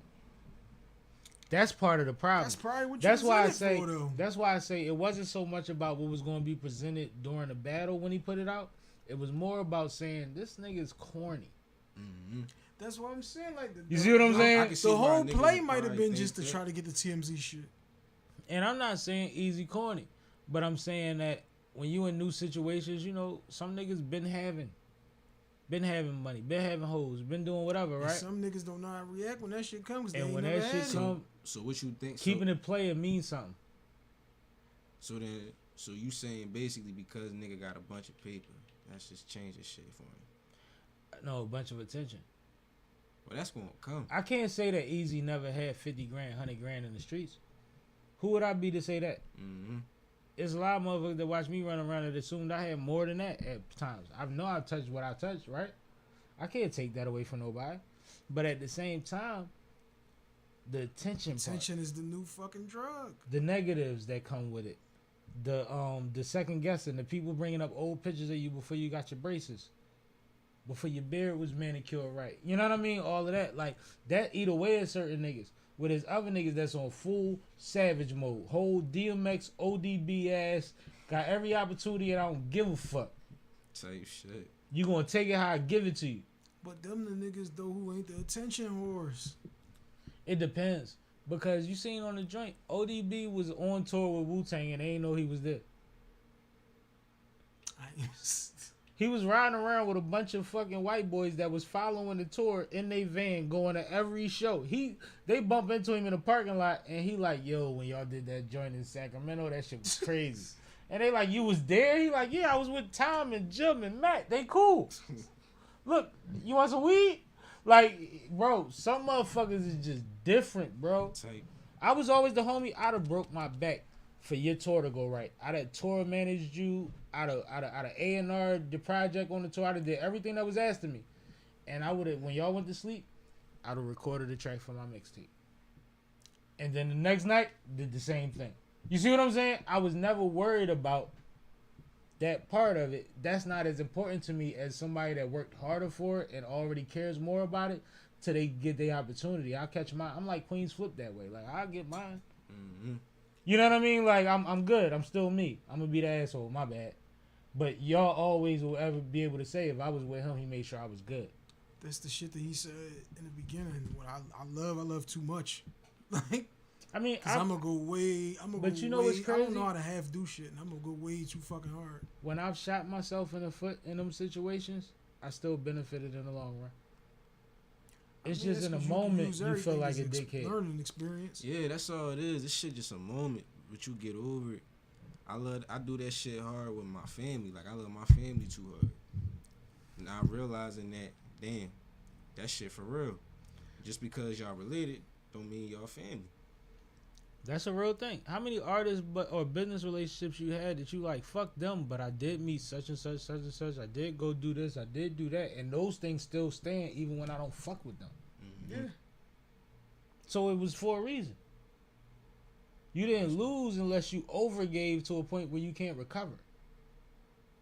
That's what the part where the faith came in. He on here preaching. Honestly, But a preacher today. I guess that's who walked through the door, huh? No, but like, you know what they say, man, from your mouth to God's ears, or like tabernacle, church. Like certain things is just, it is what it is. It make all the sense in the world when the world don't make no sense. See what I'm saying? All right, so another topic that I had, not to get off topic. No, let's go, because we got rap soon. What's What? the stage of hip hop today? Bad, sad. No, hip hop is fine. I'm gonna tell you why. Hip hop still is existing. It's not mainstream. Hip hop is thriving. Hip hop is going overseas and coming up off of this money that you niggas is not even knowing is privy to you, and some of you is not even privy to yet because they don't respect you on that level. You can come over once. You can't come over 3 months out the year. 3 different times, I mean. You see what I'm saying? Like, these OGs, man. I just watched Grandmaster, who was that? Grandmaster Flash that was on the Breakfast Club? Who was on the Breakfast Club? The nigga taught niggas how to fucking mix a record. But he said he's doing 150 shows a year, bro. I mean, He overseas constantly. KRS-One. We talking about the money. KRS-One don't fly. No, the art is still. See, this is what I'm saying, right? For all of the Bad legends, niggas have been making money for years. no, but for all the legends that's been doing it, that I could say that are still getting their praise for it, there's still an underbelly of artists that still operate that same way. They're just not getting mainstream looks. I know niggas that go to Australia I know a nigga that go to Australia every year for a month off of his fan base. And while he out there, he records shit, he get with producers, he shoot videos, and he performs the whole time he's out there. I know niggas that don't know that's selling vinyls every fucking where, bro. Hip hop still exists. The attention to it is based on the people that's like, you know how you had to dig it in the crazy culture? Mm-hmm. It's the same thing online. If you want to find it, it's there, but you got to look for that shit. But it's still thriving.